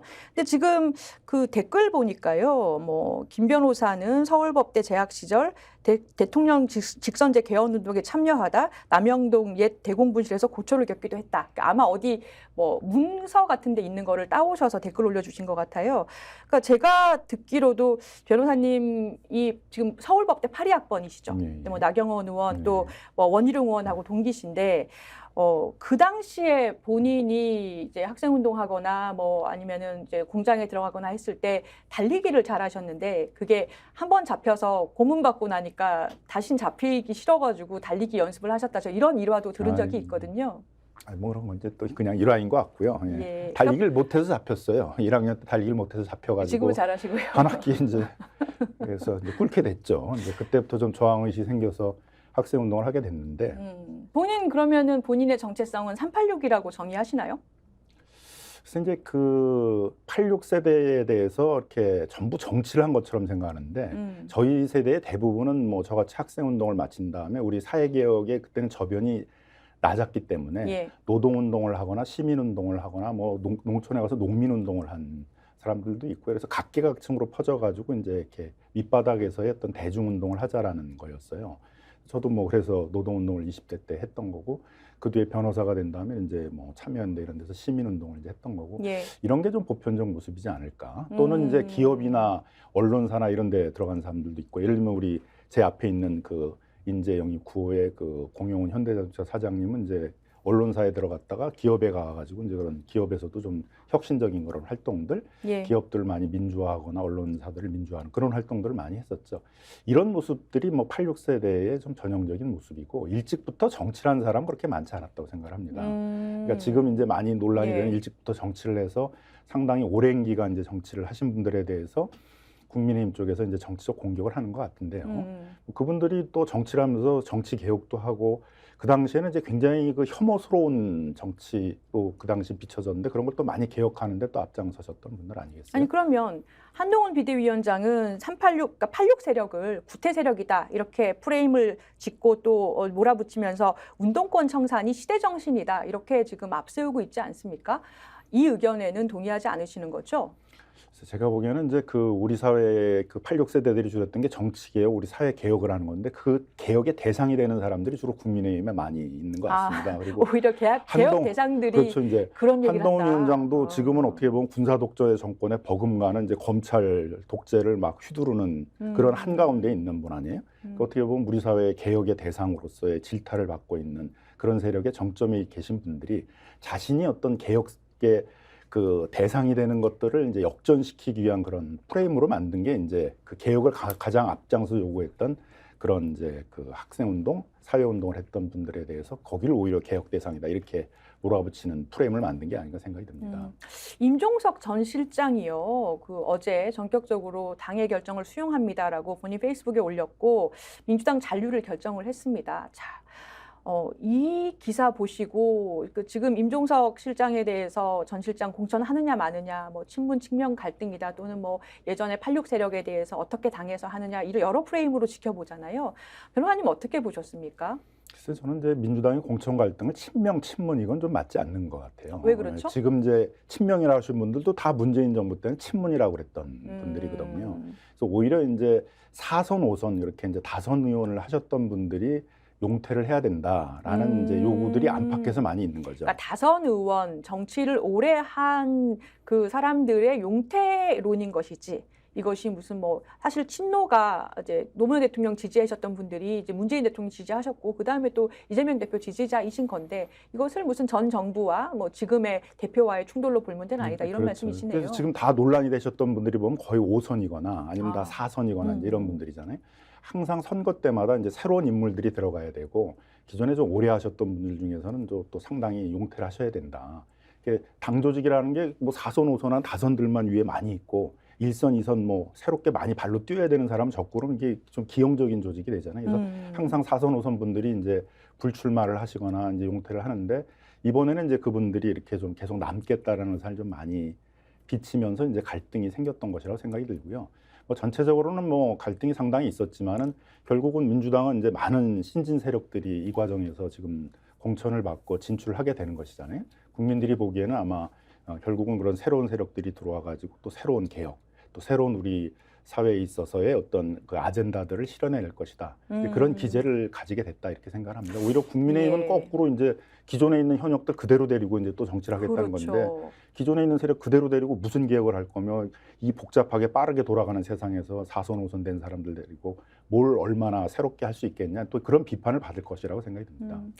그 제가 굉장히 좀 신선하게 받아들인 그 기자회견이 있었는데요. 그 민주당의 영입 인사들이 민주당에 오히려 정책 제안을 하는 그러니까 뉴 민주당 정책 제안 시리즈라는 걸 하고 있다고 보도가 됐습니다. 사실 이게 지금 여러 가지 뭐 정판이 뭐 이렇게 이 정당들의 충돌에서 많이 주목을 받지 못했는데 저는 신선하다고 생각했던 게 굉장히 보기 드문 제안이다. 그러니까 보통 영입 인재라는 분들은 선택을 물론 뭐 모셔오는 거지만 선택을 받은 입장이기 때문에 뭐 이제 어느 지역구 뭐 어느 이렇게 다들 좀 기다리시는 모습들이 많았는데 신선했어요. 그러니까 민주당에 뭐 1호, 2호 뭐 이렇게 몇 호까지 쭉 있으신 영입 인사분들 중에서 뜻을 같이 하는 분들이 모여서 뉴 민주당을 만들어야 된다라고 하면서 정책 시리즈를 제안하고 있으시고 사실은 그거를 지금 추동하고 계시는 분이시라고요. 그게 정확히 그 시리즈 제안이 뭐고 그렇게 하시는 이유는 뭔가요? 민주당에 영입되신 분들은 다 어떤 개혁 과제들을 다 이렇게 하나씩 가지고 오신 분들이거든요. 뭐 그런 뭐 R&D, 뭐 기후위기, 재생에너지, 혁신성장, 민생경제, 검찰개혁 뭐 이런 것들이 다 갖고 오신 분들인데 그런 분들이 들어와가지고 공천을 받을 때까지 가만히 기다리고 있다라는 것들은 자기 역할을 제대로 하지 못하는 것이고 또 왜 들어왔냐에 대한 또 그 의문을 받게 되잖아요. 근데 보통은 떨어지는 낙엽도 조심해라. 뭐 가만히 있어라 이런 얘기를 주변에서 그렇죠. 많이 이제 조언한대요. 뭐 당에서는 이제 가능하면 뭐 활동을 하게 되면 그게 혹시 또 구설수에 오르지 않을까 해가지고 이제 우려를 하는데 그렇게 소극적으로 활동을 하면 안 되고 좀 우리들이 개혁 과제로 제시를 하면서 들어오는 게 뭔지를 좀 알릴 필요가 있다. 그래서 그 개혁 과제를 좀 정리해서 제안하자는 것이었고요. 그래서 이제 저하고 뭐 현대자동차의 이제 공영훈 사장이 같이 예. 이제 먼저 좀 정리를 해서 혁신 성장과 민생 경제가 이렇게 두 바퀴로 갈 수 있도록 혁신 성장과 민생 경제. 네, 그러니까 이제 두 바퀴로 균형 있게 가야 된다라는 걸 좀 제시를 해야 된다. 야, 근데 이거는 노동운동을 하셨던 변호사님과 현대자동차 사장을 하셨던 영입 인재와 두 분이 만나서 이 상생을 얘기한다라는 게 어떻게 보면 아름다운 모습이네요. 네, 근데 그게 민주당 내에서 오랜 갈등이었습니다. 그러니까 문재인 정부 때도 보게 되면 이제 기업체 사장하시던 분들이 또 많이 영입이 됐어요. 그리고 또 한편으로는 이제 무슨 재벌 개혁, 뭐 경제 민주화 이런 거를 추진하겠다는 분들도 오셨는데 두 세력이 어떻게 보면 각각 다 발전한 게 아니라 그냥 서로 갈등 관계가 돼가지고 이제 뭐 재벌 개혁이나 경제 민주화도 뒷부분에 가면 좀 지지부진하게 됐었고. 또 기업체 사장을 하다 들어오신 분들 또 본인들이 생각한 그런 또 기업들 육성이나 이런 것들이 예. 제대로 안 됐다 그래서 불출마하시는 분들도 생기고 그래서 이번에는 좀 서로 손을 잡고 혁신 성장과 그런 민생 경제, 공정 경제가 같이 두 바퀴로 균형 있게 가도록 하자 그런 걸 제안한 것이고요. 그래서 뭐 그 현대자동차의 공영훈 사장 같은 경우는 이제 그 대기업과 중소기업이 서로 협력해서 특히 이제 자동차 같은 경우는 다 전기차로 전환되잖아요. 음. 그럼 우리나라에 있는 그 자동차 부품 회사들 중에 내연기관 부품을 만드는 종사자가 한 10만 5천 명 되는데 거기 다 문 예. 닫아야 돼요. 맞습니다. 그럼 사회적으로 예. 큰 대란이죠. 지금 대비를 해야 될 때인데요. 네. 그다음에 자동차 정비 업체들도 지금 한 20만 종사자가 있는데 그 사람들 다 이제 문 닫아야 돼요. 그래서 그분들이 이제 전기차 부품이나 전기차를 수리할 수 있도록 교육도 시키고 기술 지원도 하고 또 다른 업종으로 전환할 수 있도록 하는 대대적인 정책이 필요한데 그런 것들을 이제 같이 추진하자. 뭐 이제 이런 제안도 한 것이고요. 저 같은 경우도 이제 대기업과 중소기업 사이에 지금 경제가 악화되니까 거래 조건이 굉장히 악화되면서 중소기업과 자영업자들의 종사되어 있는 사람들이 빈곤층으로 많이 전락하고 있거든요. 그래서 그런 거래 조건을 개선하도록 하기 위해서 그런 단체 협상을 할 수 있도록 하자. 최근에 이제 택시기사 단체들이 카카오하고에서 수수료를 내렸죠. 가맹 수수료를 내리고 그다음에 뭐 예. 투썸, 할리스 이런 데들이 단체 협상을 통해서 거래 조건을 개선했는데 그런 걸 좀 입법 진부로 뒷받침하자. 이제 그런 것들을 제안했고요. 그다음에 이제 민주당의 최고위원회가 이렇게 너무 좀 이렇게 정치적 이슈, 정쟁적 이슈를 가지고 많이 운영돼서 예. 거기에 최소한 한 명 정도는 이제 민생 경제 최고위원을 둬서 그 사람은 이제 주로 집중적으로 그런 민생 경제, 뭐 혁신 성장 이런 걸 좀 챙기는 최고위원 제도를 두자. 뭐 이런 것들을 민주당에 그러니까 제안했죠. 아예 민생경제 최고위원을 두자라는 네, 제안도 그렇죠. 하신 예. 거네요. 그러니까 제가 찾아본 걸로는 그런 민생경제 사안 말고도 뭐 과학계 관련 정책, 기후위기, 재생에너지, 뭐 검찰, 경찰, 국정원, 국세청 같은 권력기관 개혁, 복지, 비정규직, 교육 이런 여러 개혁이 요구되는 분야에 대해서 지금 말씀하신 것 같은 분야별 정책을 오히려 민주당에 그렇죠. 제안하는 그런 시리즈를 계속 발표하고 계시다라고 예, 예, 제가 그렇습니다. 그렇게 예. 들었습니다. 예. 사실은 어제 이거를 관련된 굉장히 두꺼운 자료집도 주셨었잖아요. 열정이 엄청나시다 이렇게 제가 느꼈습니다. 자, 그러면 김남근 변호사님 오랜 기간 민생 전문가, 부동산 정책 전문가시고 뭐 이렇게 활동을 해 오셨는데요. 윤석열 정부의 지금 민생 정책 뭐 감세를 하면서도 정부가 할 역할은 좀 안 하겠다라고 하면서도 포퓰리즘 공약을 쏟아내고 근데 또 민생 토론회는 하면서 이거 하겠다 저거 하겠다 이렇게 하고 있단 말입니다. 민생 정책은 또 어떻게 평가하십니까? 그러니까 그 윤석열 정부는 대기업을 지원해 주는 게 민생이다 얘기를 해요.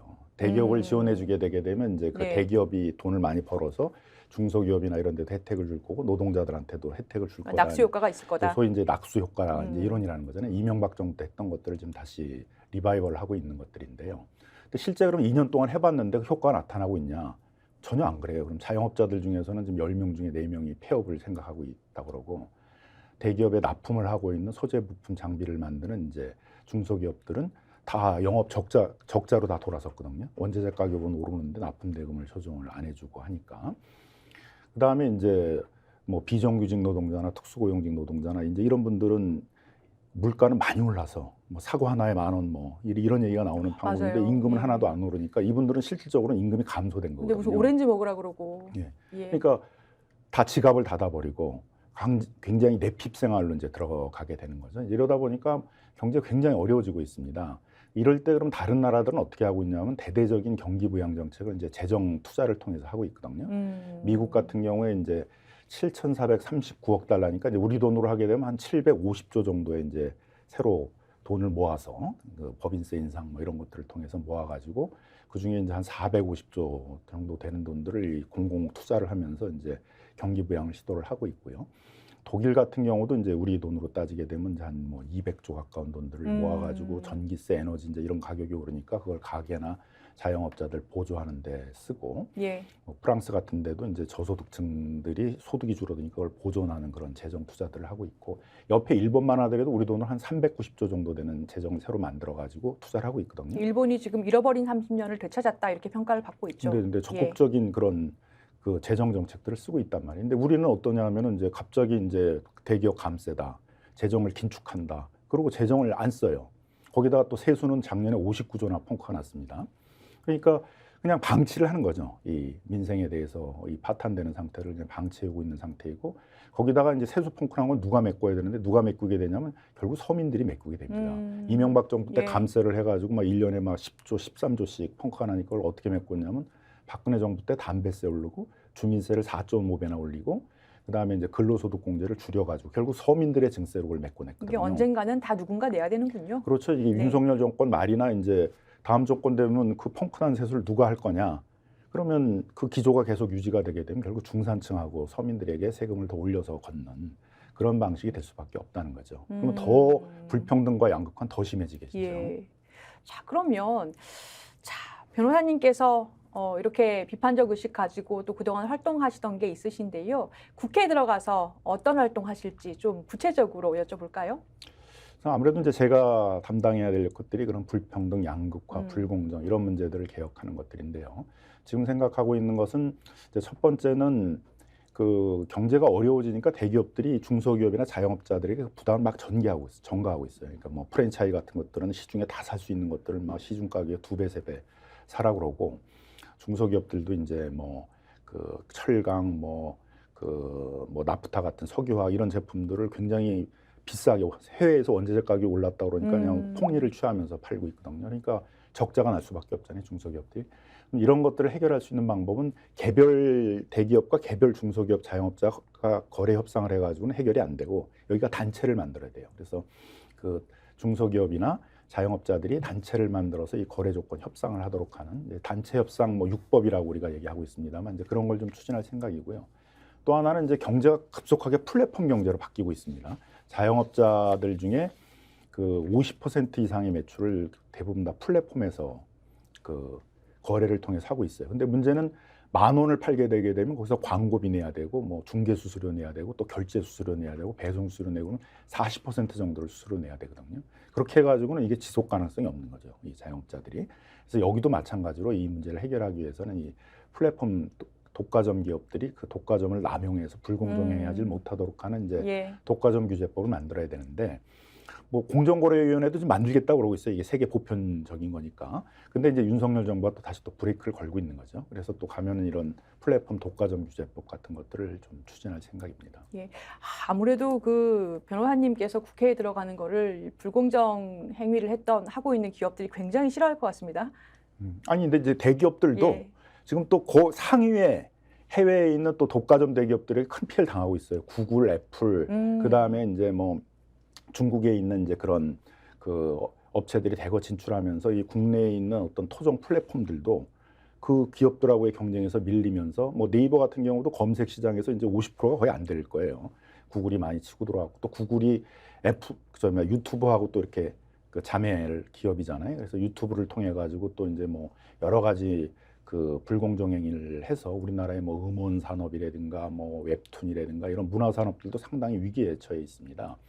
그런 점을 보게 되면은 다른 유럽이나 뭐 일본 다 지금 그 해외의 그런 독과점 플랫폼들에 대해서 규제를 하기 위한 입법들을 만들고 있는데 결국 우리도 뭐 그런 문제를 해결하기 위해서는 국내의 어떤 토종 플랫폼들을 보호하기 위해서라도 그런 독과점 플랫폼 규제법은 만들 수밖에 없다고 생각합니다. 그러니까 기업들이 꼭 나를 싫어하진 않을 거다. 그렇죠. 이런 말씀이신 대기업들도. 거죠? 우리 그래서 현대자동차 사장 하시다 들어오신 분과 같이 손잡고 혁신경제와 이제 민생경제를 이렇게 두 바퀴 균형 있게 가는 그런 정책을 할 것이다. 예, 알겠습니다. 상인들의 변호사 그리고 불공정 기업이 싫어하는 재벌 저격수 우리 김남근 변호사님 사실은 그 뭐 국회의원 분들이나 여러 뭐 지자체 장 분들의 과외 선생님으로도 저는 또 이제 들은 일화들이 있거든요. 근데 본인이 직접 국회에 가신다고 하니까 여러모로 또 기대가 되는 것 같습니다. 민주당 영입 이제 10호로서 마지막으로 저희 스펙스 시청자분들 지금 굉장히 많은 분들이 실시간으로 같이 해주고 계신데요. 마지막으로 인사 부탁드립니다. 예, 윤석열 정부의 민생 파탄에 대해서 심판하고 민생 경제를 회복시키기 위해서 이번 22대 국회에 출마를 하게 되었습니다. 저를 적극적으로 지지해 주신다면 제가 국회에 들어가서 우리 사회에 있어서의 이 불평등, 양극화, 불공정 문제를 개혁하는데 가장 앞장서 노력하도록 하겠습니다. 감사합니다. 네, 오늘 말씀 감사합니다. 너무 제가 홍보를 정치권색 다시 제가 말씀드리죠. 구독, 좋아요, 사랑입니다.